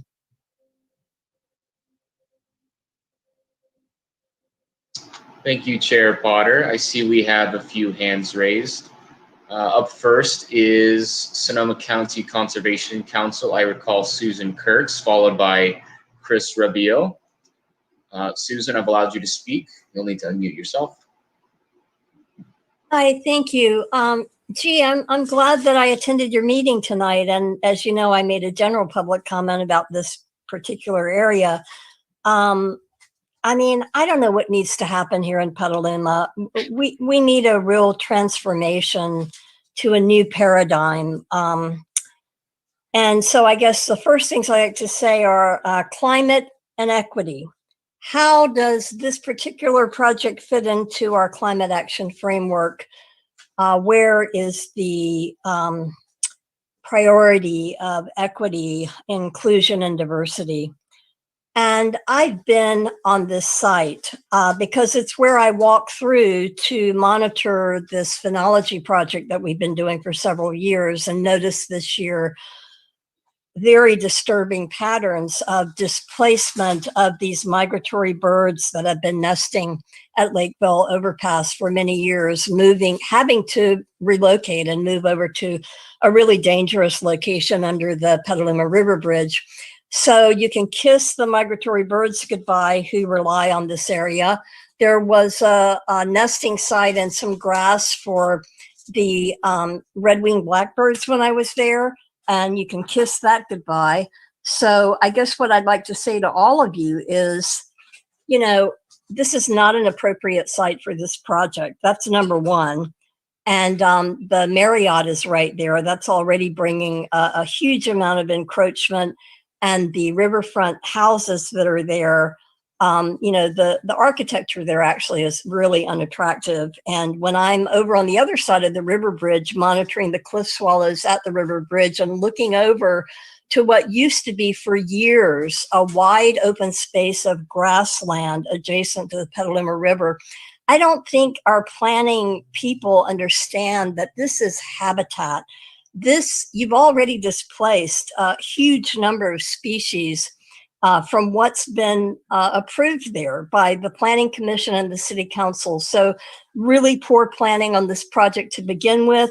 And I would urge you planning commissioners to please, if you have access to Netflix and you haven't seen Sir Richard Attenborough's documentary called Breaking Boundaries, it's a really important framing type of way to see life and how we need to be looking at planning in our communities. And I really strongly encourage you to access that and see it. And I just think this is definitely not, I don't think anything should be built in that area. And that's probably why Basin Street hasn't been able to sell the property. Thank you. Thank you, Susan. Up next is Chris Rabiot. Chris, I've allowed you to speak. You'll need to unmute yourself and please state your name for the record. Thanks. So I'm Chris Rabiot. Oops, can you hear me? We can hear you. Oh, great. Thanks. So I'm Chris Rabiot. I'm active in the age-friendly movement in Petaluma. So there's a lot about this project that I like. When anybody talks about multi-generational, intergenerational, my heart sinks. So a thumbs up for that. I am concerned about the price point, and I appreciate the questions about that. I don't have information about how much other places cost or demand. My worst case scenario is that this gets built and that the people in Petaluma who desperately need this kind of care can't afford to live there. And so who comes are rich people from other places, and they move to Petaluma, which is fine for them, but it doesn't really take care of our needs here in Petaluma. So I think we need to address that, or just be clear on that. I'd also, if the applicant could discuss with their other projects about, is it mostly people who are already in the area who come to live in these places, or does it mostly draw people from outside of the area? I do like the idea of having mixed use and having commercial.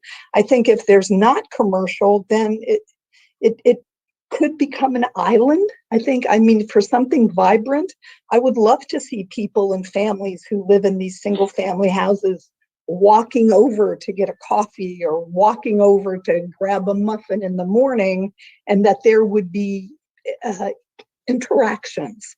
And also, if the applicant could talk about who's actually going to operate this facility. I looked at their site. I don't think they're directly involved in operating it. How do they decide who comes and operates it? Who gets the licensing for these types of facilities? I know the state does licensing, but does the city get to weigh in on that? How do we, if this happens, how do we make sure that it's run correctly? I looked at reviews from the operator of some of their other facilities, and mostly good reviews, but there were some questionable ones. So all of that needs to be taken into account. Thanks for having me. Good meeting. Thank you, Chris. Up next is Ben Peters, followed by Veronica O. Ben, I've allowed you to speak. You'll need to unmute yourself. Hi, good evening, everyone.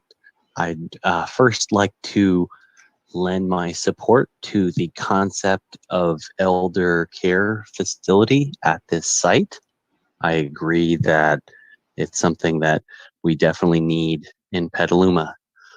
One thing we also need is daycares. All the daycares in town are full, speaking from experience. And so if we can somehow condition, or at least ask very nicely, that a portion of the commercial zoning be allowed for daycare for all of those single family homes, I think that would really be helpful. And if there's some way to envision the concept of the daycare using some portion of the elder care facilities in a true mixed use fashion, then I think we have a winning project. So I know the applicant certainly has mentioned, trying to force function that mixing of ages. And I think if we can actually force it through some type of zoning or condition on the project, again, I think that would be great. But if you can get a daycare next to all those new single family homes, that would really be amazing. And then the last thing I'll just say is, alternative compliance to low-income housing is really not favored in Petaluma. And so while I recognize some of the business models of this facility, we really need to stick to our inclusionary housing. And so if we can get a couple dedicated low-income senior care facilities as a part of this project, then I think we really have an excellent one. So again, thank you everyone for your time. Just a reminder that all the daycares in Petaluma are full up and there's a waiting list. And so we really need to solve that problem. Hopefully this is part of the solution. Thanks. Thank you, Ben Peters. Up next is Veronica O, followed by Beverly Alexander. Veronica, I've allowed you to speak. You'll need to unmute yourself. Good evening, everyone. Veronica Olson. Thank you so much for the presentation. And I'd like to just, there have been a lot of conversations and switching and stuff. I had basically looked at the Plan B option, but the question I have is, what is this project doing for the current stuff that's being planned? The apartments, the factory for Amy's, the single family housing and the hotel, and what sort of amenities are available to the people that live in those projects? And how does everything get connected? And how is it pedestrian oriented and bike oriented? Those questions seem to be there, and the original objectives of the area for the Central Petaluma specific plan was to have true mixed use, which was to expand the Lower Reach area as a center of employment, mixed use, and a region serving commercial activity. So I guess my question is this particular type of use for residents to be under elder care, is that a vibrant mixed use sort of project that will support the existing things that are in this? I'm calling it like a district because it was planned as a whole. So I think there has to be a lot more discussion about the specifics of the project that's being proposed and whether or not it truly does support those other things. The other thing was, how do we guarantee that certain things will be there if this project is pursued? So the other option that we have is to also think about our carbon neutrality goals. So every project that we look at, we have to see, are we reducing our dependency on driving? Is, having a place where people are basically in a place and people are coming to it, they're going to come in their cars. We have 60% of our GHG emissions in Sonoma County caused by transportation. So that should be one of our forefront goals, is to figure out, what is the transport looking like? What is the connectivity looking like in all of these developments? Before we just say, oh yeah, let's go with this one. It's like we have to look at the big picture. And then does the project allow residents to live, play, and work in the same area? Does it stimulate the economy? Does it provide connectors? And does it provide entertainment and recreational services? So anyway, I just think those questions need to be asked. Thank you so much for your time. Thank you, Veronica. Up next is Beverly Alexander, followed by Sarah Wan. Beverly, I've allowed you to speak. You'll need to unmute yourself. Thank you. Thank you all for all the research that's been going into this project, both on this part of the city and the developer. I think, first of all, I want to say that it's a shame in general to build so close to the river. And the last general plan was conceived without the data that we have now. So I know that sounds horrible to whoever's working on this to say it shouldn't even happen, but what I want to say. But aside from that, and like I said, we have to think about the climate and what's going on. And I don't think we are sufficiently. Aside from that, I don't think this does do much for affordable senior housing. I know how much places like this are. My mother stayed in one on the East Coast, and to provide that level of service, it's difficult to make it affordable. But lastly, or maybe not lastly, I don't know, I want to say that the location is not a good location because the amount of housing that would be taken up by the residents of this facility, if it were taken up by residents who were, more like the population at large, they would be supporting the commercial businesses a lot more. The residents of an elder care facility are not going to be doing a whole lot with these businesses. And I know there'll be visitors, but then again, most of the visiting will be car dependent. So I really think that if there is to be development, it needs to be, as was said, vibrant, mixed use, walkable.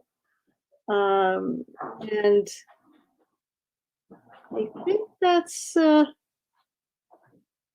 I think that's about it. I guess I wanted to say that the map was not clear as to access for this area. But I also wanted to thank the developers because it sounds like a lovely plan, but I think it needs to be somewhere else. That's all. Thank you. Thank you, Beverly. Up next is Sarah Wan, followed by Angela Isola. Sarah, I've allowed you to speak. You'll need to unmute yourself. Hi, can you hear me? Yes, we can hear you. Okay, great. My name is Sarah Wan. I'm a commercial real estate agent and widely known as a retail expert in Sonoma County and more specifically in Petaluma, where I also happen to live and work. Because I work closely with landlords who are searching for tenants and tenants who are searching for space, I wanted to give you guys a little insight into this process, like looking at it from the retailer's perspective. In retail, it's very important to understand how they think and how they choose locations.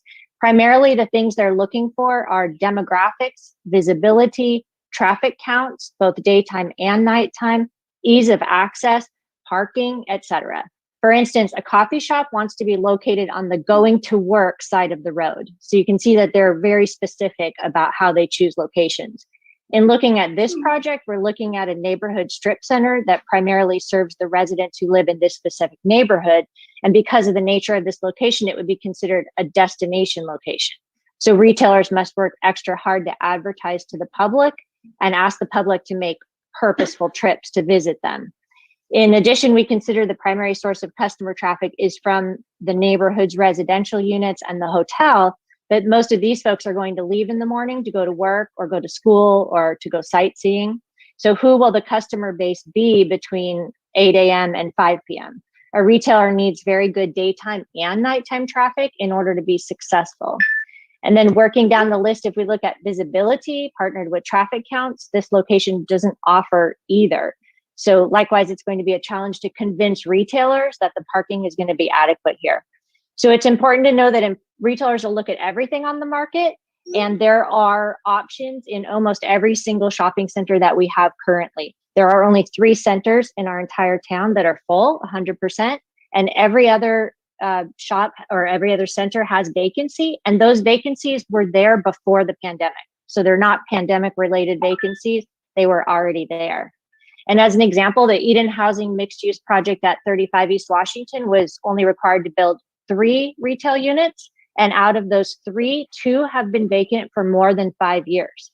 And that's on an extremely busy street with a lot of visibility. And Basin Street's Theater Square has never been full. And that was constructed somewhere around 2005 and has never, ever been full. So if these 2 projects that are located on a very busy street aren't able to get the tenants and we're having difficulty leasing them, I'm concerned how we're going to fill if we have to fill 30,000 at Riverfront. So I'm available and happy if anybody has any questions or would like more insight on the retail process, looking at it from the retailer's perspective and who would actually lease these spaces, not just what we want to see there, but what is in reality, who could we get there? Thank you. Thank you, Sarah. Up next is Angela Isola, followed by Taryn Obaid. Angela, I've allowed you to speak. I'll ask that you please state your name for the record and unmute yourself. Hi there. My name is Angela Isola, and I just wanted to say thank you so much for this meeting. It's been very informative. You know, I've lived here in Petaluma for 35 years. My husband, Chuck, has lived here for 50 years, and we have seen so much growth over the years. But we haven't seen a lot of growth for our seniors. So I really just wanted to make a comment that I do support this project. There have been a lot of really great questions and great comments, especially from the last person who was a commercial real estate agent. Those are really good points, and I was thinking the same thing. However, what I like about this location is that there are the new homes in there. And I really like the idea of the mixed use with the child care and the senior care. So that aspect I think would be great. We could definitely use a place to take the homeschooler children and have them mix in with the elders. So I like that idea. Also, I live about 5 minutes from this location, and I personally think it's a great location. I love the riverfront. I think we should utilize that as human beings to be there and enjoy this that area. Also, I wanted to mention, you know, my mom lived with us for 3 years, and I've seen every senior housing development here in Petaluma. And, you know, the price is very comparable with all the other locations. So I did want to mention that. And I would love to have my mother live that close and in an environment like that. So that's really all I have. I just wanted to comment in that way and just say that I thought it was a great presentation, and I hope it works out. Thank you. Thank you, Angela. And up next is Taryn Obey. Taryn, I've allowed you to speak. Hi, good evening. Thank you. Recently, presently, I'm focused on our next general plan. We, as a city, are spending what, $2 million, $3 million of our hard-earned taxpayer dollars to come up with a general plan for our next couple of decades. Planning is so super important. You give it hard thought, you research it, you come up with a plan, and you stick to the plan. Stick to the plan. If you don't stick to the plan, you come up with a mess. I just have to wonder, we are approaching 1,000% of our RENA quota for market rate housing. Do you know what a burden this is on taxpayers for the infrastructure? Do you know what a burden it is to our city that we're just like throwing out our planning guidelines out the window? And in the future, we are committed as a community to honoring the balance of humans and vegetation and non-human animals. That is really important to our community. That's more important to our community than profits of developers. I am not happy that we are nearly 1,000% of our RENA quotas for market rate housing.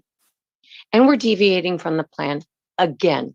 It seems that's all we do. Why are we spending $2 to $3 million on a new general plan if we can't even stick to the current plan? I want more senior housing. I really do. I think that's a great idea. But not when you're killing our city viability. Not when we're exceeding our quotas. That is not good planning. My father used to call it a case of the 3 Ps. Piss poor planning. When you don't do what you're supposed to do. I think it's a bad idea to build on basin streets, poor land. Watch out. Watch out for Basin Street. Wouldn't trust them. Not me personally.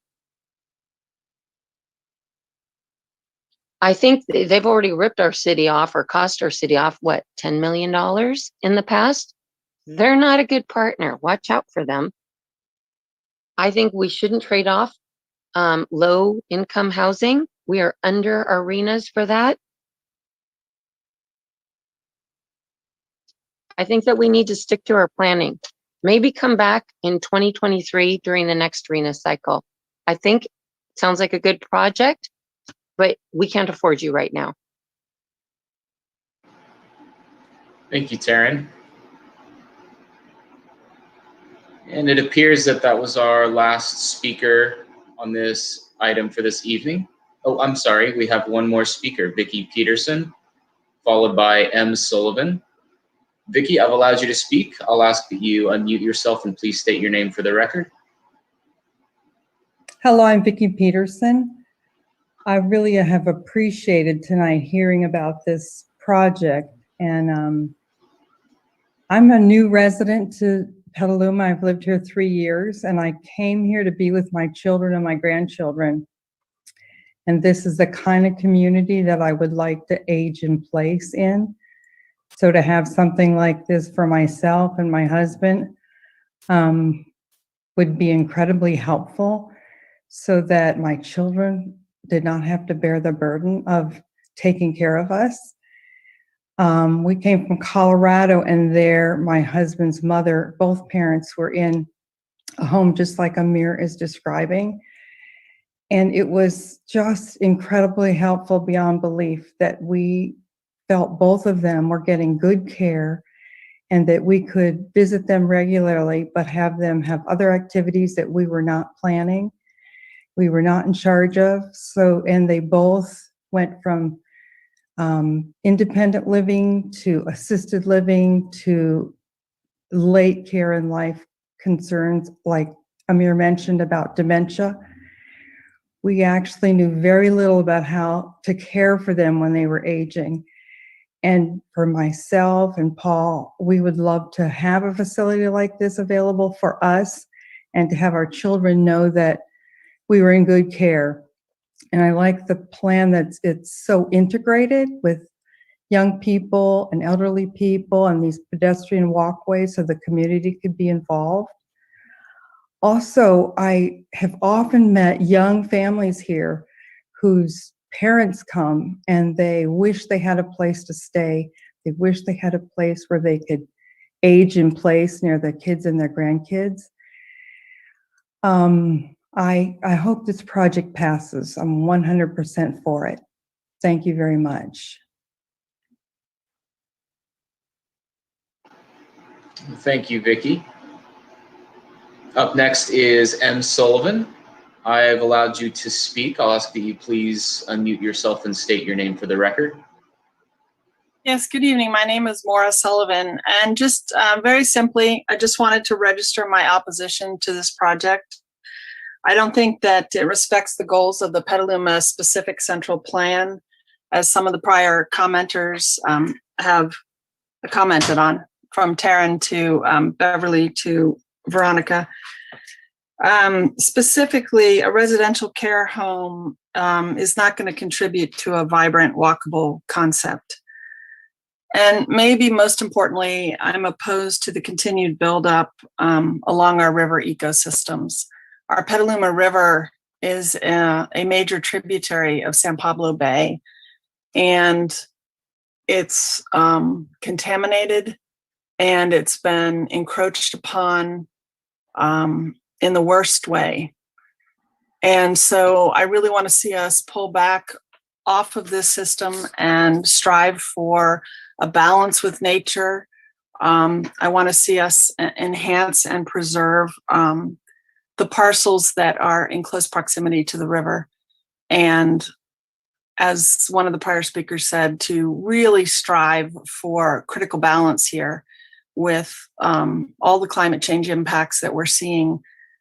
We really, really, really need to look at this carbon footprint of incessant building. And not only in terms of our infrastructure, obviously not being able to handle it, because we know we are made fun of for having the worst roads in the North Bay, but also because it's just not prudent from an environmental perspective. Thank you.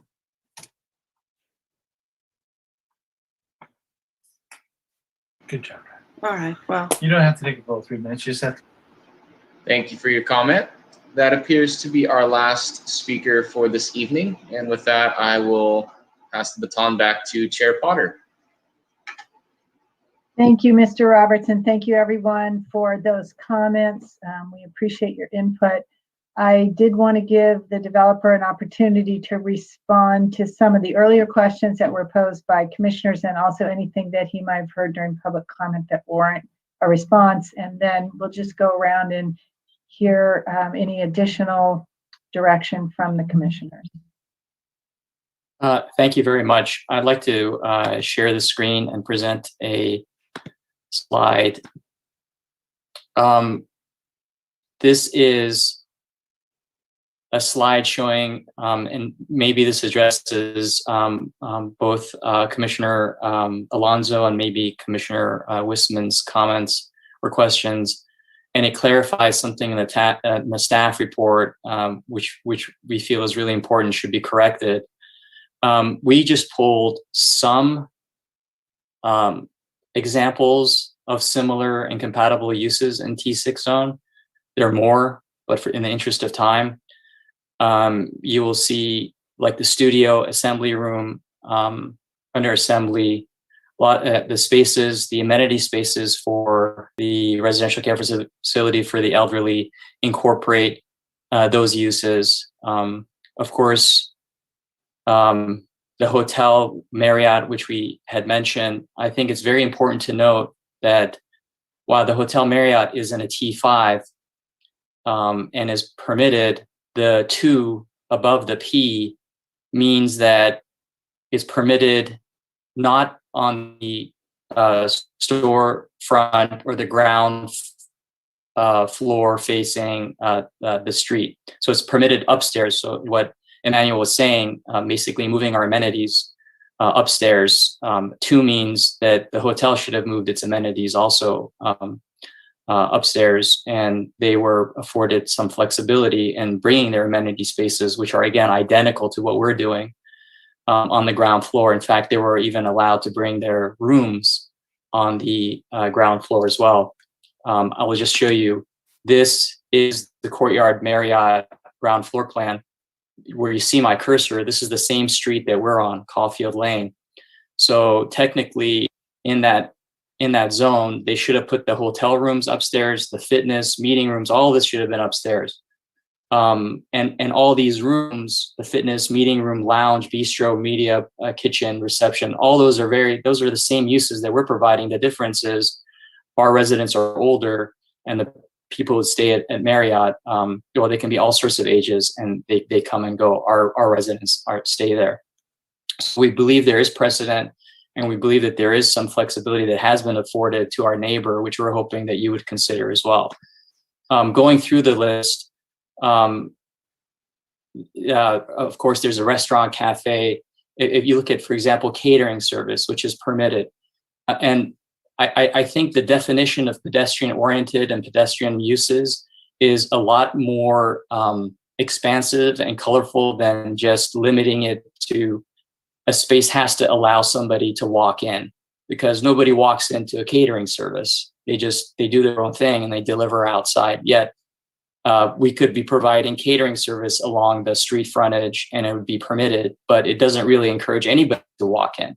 And in fact, in the back of the house, we do have catering type services when in fact we provide our meals and the residents come and dine, but we put that in the back so it's not visible to the front. And then finally, the adult daycare, that this is really important that I like to clarify. This is the definition from the SMART code. There's a 6 or fewer clients, and then there's 7 or more clients. If you notice the 7 or more clients, it is permitted with a conditional use permit, and it does not have a 2 above it, which means that it is permissible on the store frontage. So when you look at the definition, these facilities, adult daycare centers, are licensed by the state of California Department of Social Services, just like an RCFE. The amenities that they provide, the services they provide during the day are identical to the amenity spaces that we're providing on the ground floor. And the other thing is an adult daycare it's not a thing that you can just walk in. Again, when you define pedestrian use as being limited to, you have to be able to walk in anytime. A lot of the uses in the T6 zone or any other zone that are permitted, if you define it by being able to walk in anytime, it excludes many of the uses. Adult daycare is one of them. For you to go to an adult daycare program, you need to be screened. You have to make sure that there's that the adult daycare center can meet your needs, what your needs are, your medications, your food, dietary restrictions. You just can't walk in there. It's very similar to the screening that we do for our residents. In our case, our residents, their rooms or their home is really upstairs, and they're coming downstairs for adult daycare type services, which will be permitted with a conditional use permit. So we feel that's a very important distinction to make. The other point that I'd like to make in addressing the questions around retail is I just want to show some slides that I took personally walking there. This is what the person Sarah Wan, the real estate agent, retail commercial agent, was mentioning. This is 35 East Washington. I just happened to be there. It's nonstop traffic, and it has maximum visibility, great access, and it's 2/3 empty. And it has been this way, and it's struggled for years. And this is on a very busy, like high visibility, high traffic count, which is important for retailers. This is 205 to 305 West Pyron, which is off Petaluma Boulevard North. Again, a picture I took last week. Residential uses upstairs, commercial downstairs, totally empty. This is the Water Apartments, downtown Petaluma. So very, close to walkable areas. And we've been told, I don't know, I haven't really confirmed this information, but the ground floor uses, which were commercial flex space, they struggled for years, and now either they've applied or they've been converted back to residential because it just simply doesn't work. Our site is similar. These aren't destination locations. And our worry is that we just cram in tons of retail for a hopeful, wishful one day maybe, and we end up with similar situations, and we lose the opportunity of creating true vibrant spaces. And personally, I take personal, some of the comments about seniors are not active, they're not vibrant. It's just, I think, that's a tricky conversation, because I think that's what we want to encourage, that's what we want to see. And I think there's so many negative stereotypes about, seniors, what do they do? What do they contribute? Can they walk? And then on our own struggles with aging and mortality, of you see a wheelchair or walker, it scares me. I mean, it scares everybody, but that doesn't exclude the fact that I think they are incredibly active in all our communities. Our first community was in Hayes Valley in San Francisco. Our residents were probably the most active in the community, in the cafes, in the restaurants, in the shops. They have time. They're there all day. A lot of them have funds. They encourage their families to visit. It really can create a truly exceptional, multi-generational, and active storefront. Much more so than, for example, saying, so one of the pedestrian uses is an appliance repair. I mean, you could fit the definition, but is it really going to serve the purpose and intent of creating truly active, vibrant, pedestrian-oriented, mixed-use project? We feel our use does, and we hope that you would at least consider some of that flexibility that was given to the other uses in that area.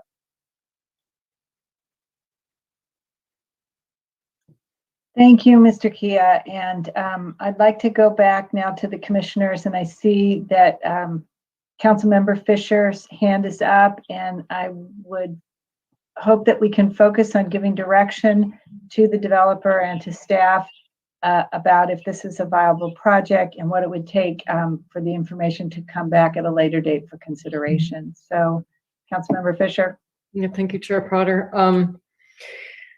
I think there's no doubt that we have a need for this sort of facility, as was pointed out. I think that this is just the wrong site for it. And I think that when you look at these commercial spaces, and it's not just retail, it's commercial, right? There's services, hairdresser and the rest of it, that it was really intended to serve that entire area, and also looking to the future when Caulfield is built as a crosstown connector, then obviously the frontage of these commercial spaces become incredibly viable, as much as commercial is viable these days. And so I think it's short-sighted to just change the use to something that is not open to the public, most of it, and then not getting the 100 units upstairs that is approved. You don't get that vibrant mix of uses that was intended under the initial approval. Yeah, I won't talk about the initial approval, but and I think that the fact that the requirement for pedestrian orientation in our general plan, I just don't think that we can meet that at any stretch. That it's commercial and services, spontaneous draw from the sidewalk, high customer turnover, and social interaction. None of this has that. And so I just don't think we can meet that general plan consistency threshold. And, I do think it's unfortunate as well that the site is being built out piecemeal by different entities, as I understand it, because now we're left with this piece in the middle that obviously is the least viable on its own. Really wish it would have been built out altogether. And did I have any other comments? No, I think that'll do it. Thanks so much.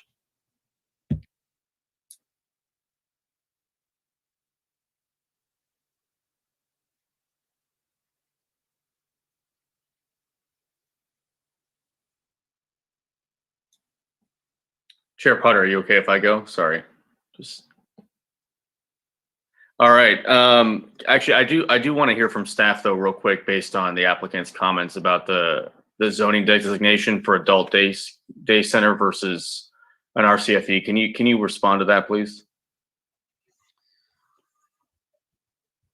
Emmanuel, you want to kick that off? Yeah, so I was just going to point out that as Mr. Kia pointed out, a conditional use permit is required. So it's not a use that's allowed by right, and through the conditional use permit process, the decision makers would determine whether or not that use is compatible with surrounding uses, and if it is consistent with the policies of the general plan. And so it would be the same. It's the same question. I think also, and I think this gets to Chair Potter's comment from earlier, if the commission's feedback was that the use is similar to a use that's allowed with a use permit, and therefore there would be support to consider it as part of a use permit, that is an option for processing as well. Okay, thank you. I'll keep my comments pretty brief. I do want to thank the applicant and staff for their presentations. There was a lot of information for the public for weighing in tonight. And, if you take a look at the 2014 staff report, when this whole project was looked at in July by the city council, there was barely any discussion on retail or commercial at this site. It was mentioned, but there was no didn't seem to be any widespread opposition or even obviously any mention of this type of facility being there. Obviously conditions change, but I think given the needs facing Petaluma, this project doesn't make much sense to me at its current site. I think if it was located elsewhere, I would be in more support. But I think for me, ultimately, the inconsistencies with the CPSP and the general plan really just make the case for me that I wouldn't be able to support it as presented. I think ultimately there's a lack of orientation for pedestrians towards Caulfield, and I think we need more public access. It needs to be more open to the general public, and that's what the T6 envisioned here. and that's not really what we have here in this proposal. This is a brand new neighborhood. This project just seems very out of place for that type of development, given what's going up around it. So I think, given that, I would not be in support.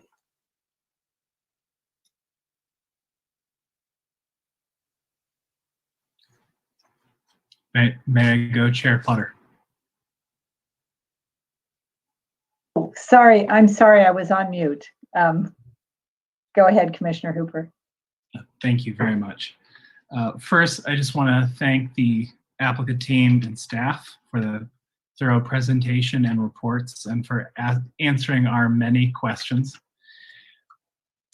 In looking at this project, I was reminded of how much I really don't like the plan it's based on.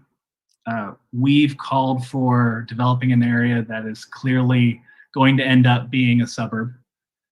We talk about mixed use when in reality, most major amenities for that area that people need, they're not going to go in that floor plan or in that space. The grocery store, the Lucky's nearby, people are going to drive to that. Bringing people from Caulfield to the area by car is a mistake. If we're trying to do transit-oriented development, that means public transit. That means accessible transit or bikes or walking. That doesn't mean more cars, and that's all this is going to do. But we're not here to interrogate the plan that allows for the use. Now, this project, there's clearly some discussion of whether or not we could even allow for a senior facility here. I don't necessarily think the land use is inappropriate, in part because I don't think the initial land use allowed on the site is in any way appropriate to begin with. But I do have some concerns. If this were to move forward, I'd want a clear breakdown on what the amenities will be. I'd want to know what you're actually going to be providing and what your long-term plan is to maintain them. I'd want to know the number of positions that are making less than $60,000 a year, because we absolutely shouldn't be creating more jobs that are filled with people who can't afford to live here, especially with such a poor public transit connection in the area for people who would be commuting here.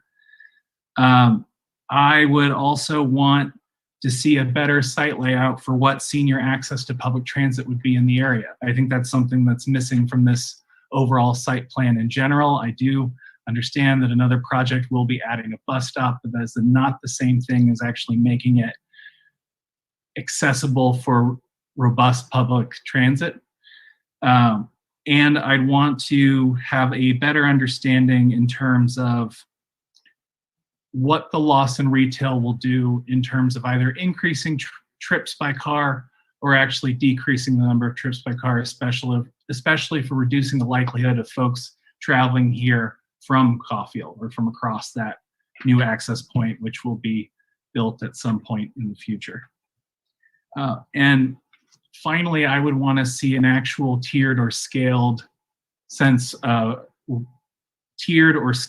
rates for people who are actually using these units. I think a lot of people made real comments with regards to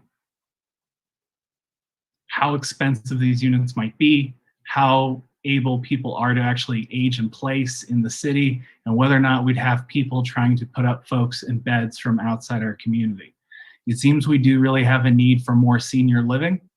I think having senior living near other residential units actually makes perfect sense, especially if we're trying to have a livable community where people actually age in place. However, I would want real proof that people here would be able to afford that. We wouldn't just be a location for seniors from other communities. And finally, with all that in mind, I would also want to see what staff would be expecting to come to the area, because that's another part of this that I found interesting as we've gone through this discussion. We have a long-term vision for the city, and we have a long-term vision for the site. You want this engaged, mixed-use area where people are active, they're walking, they're shopping nearby, and then they're going home to the either apartments or homes or townhouses in the area. That's great. Then what is the real alternative for a site like this if it is true that everybody else who's tried to develop here hasn't been able to?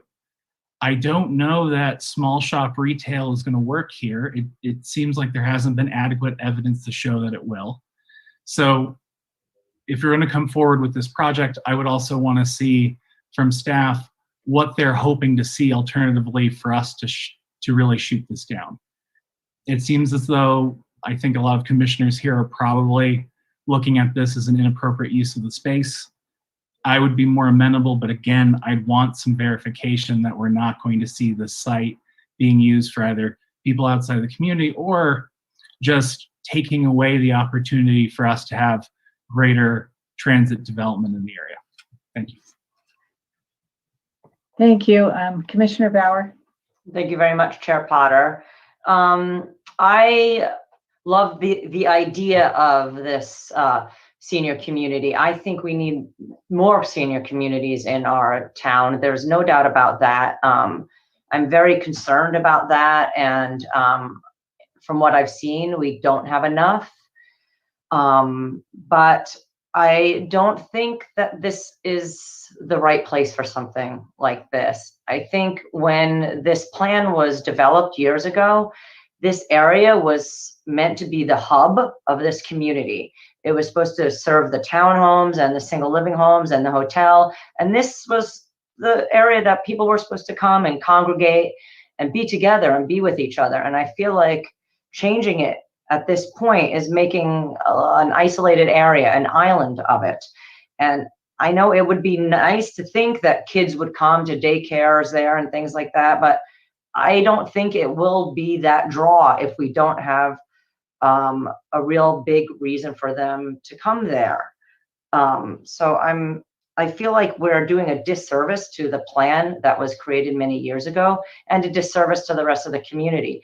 If maybe this facility could be where the townhomes were, yes, maybe that would work better. But to take away the area that's supposed to serve this entire community, I don't think that's fair, and keep it to one place. And you haven't shown me that you were going to provide services for the entire community. All I've heard was that you were going to maybe put a restaurant in, maybe, but I haven't heard that this was going to be a benefit to the entire community, with the exception of having integration between the seniors and the rest of the community, but I haven't really even seen that either. So I don't think that I would be willing to make such a grand change to what the original intent for this area was.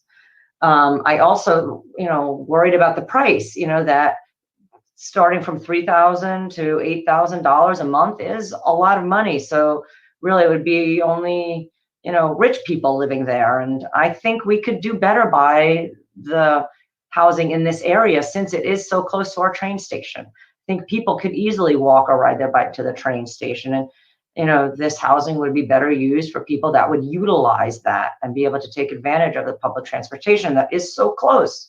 So I feel like that would be the appropriate use for this area. But again, I hope that you don't give up on Petaluma, because I love the idea and I think it's great. I wish there were more affordable options for it, and I encourage you to look into those vouchers or the support services to make it more affordable to other people in our community.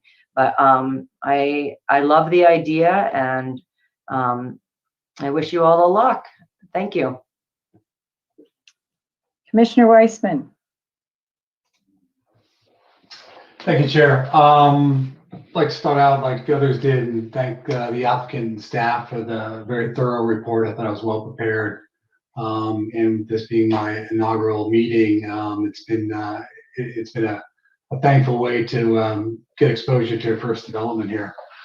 I'd say, first of all, like as others have stated, I think it's a really important use for senior care. I think like child care, the city is in desperate need of more senior care. So I think it is an important consideration for the commission to look at this specific use. I think it was unfortunate, obviously, that the smart code was silent on this particular use. And so, it does bring a decision to this commission about how we interpret the smart code, the general plan, and this specific application at this site.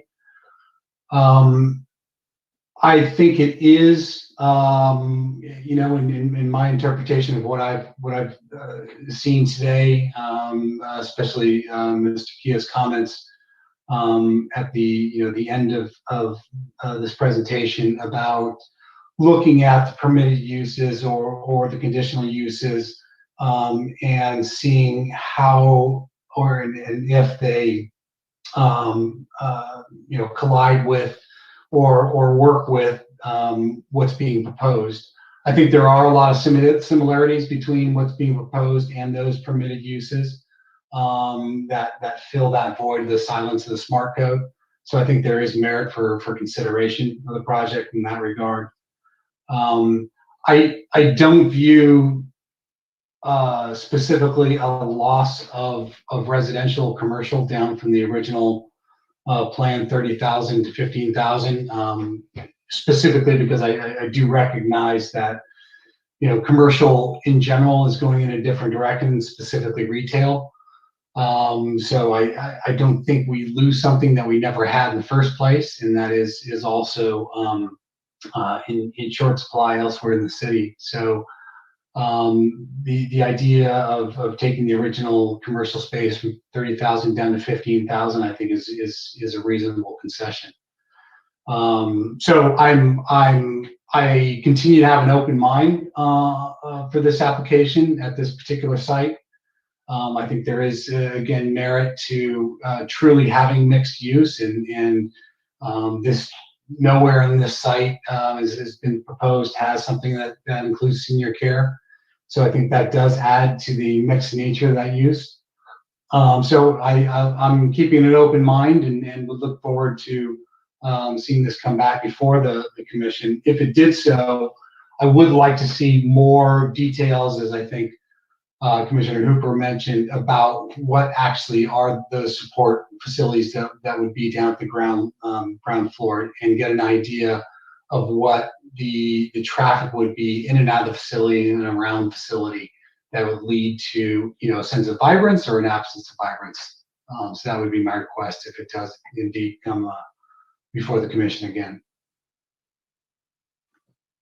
Thank you, Commissioner Weissman, and I want to thank all the members of the public, the commissioners, and the applicant and staff for all the work that has gone into this plan. And my take on the project is a little bit different, because I feel like there's a great need for this type of use in Petaluma, and we're not seeing it constructed. And so it's easy to say, well, this isn't the right site, and for the next site to not be the right site, and to not have it in the smart code, and to have a lot of barriers to constructing this type of use that's so needed and increasingly will be needed in our community.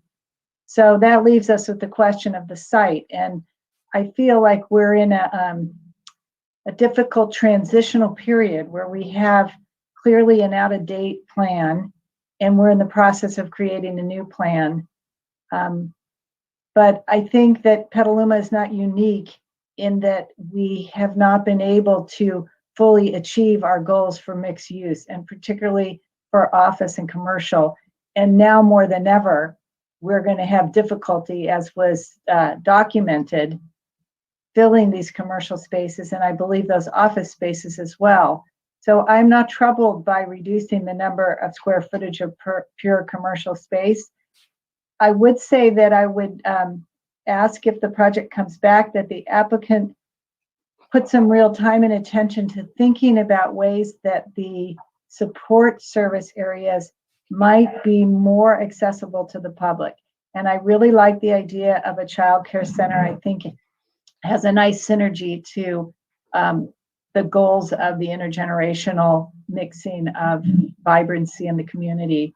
I find that the site is very accessible by transit and close to the train, and could be made to have more pedestrian connections. And I also sometimes get concerned that when we talk about independent senior living and supported living, that we have a different vision in our head about that level of activity, because I think people of all ages and in all situations can get out and be part of our economy and be vibrant. So I just want to caution that we're not making assumptions about the population that could live in this area.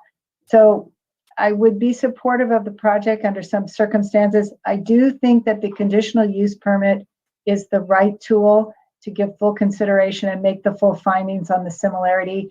And I do think the applicant raises some good points about how the hotel development came to be with certain interpretations and consistency findings. And I would like for staff to come back and explain to us a little bit more about what the findings and the thinking was to approve that project. Because I think the hotel is an important project, and the proximity to this new proposal is a good synergy. So I don't know if anyone has any more questions for the applicant or any comments before we close out this item. But again, I want to express my gratitude for everybody's patience and willingness to work together on this.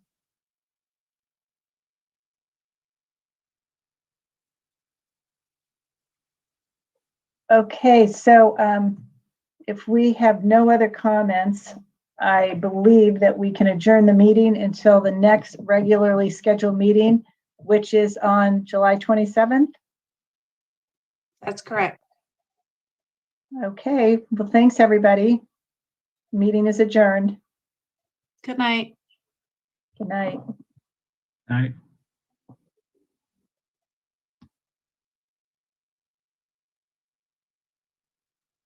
The recording has stopped.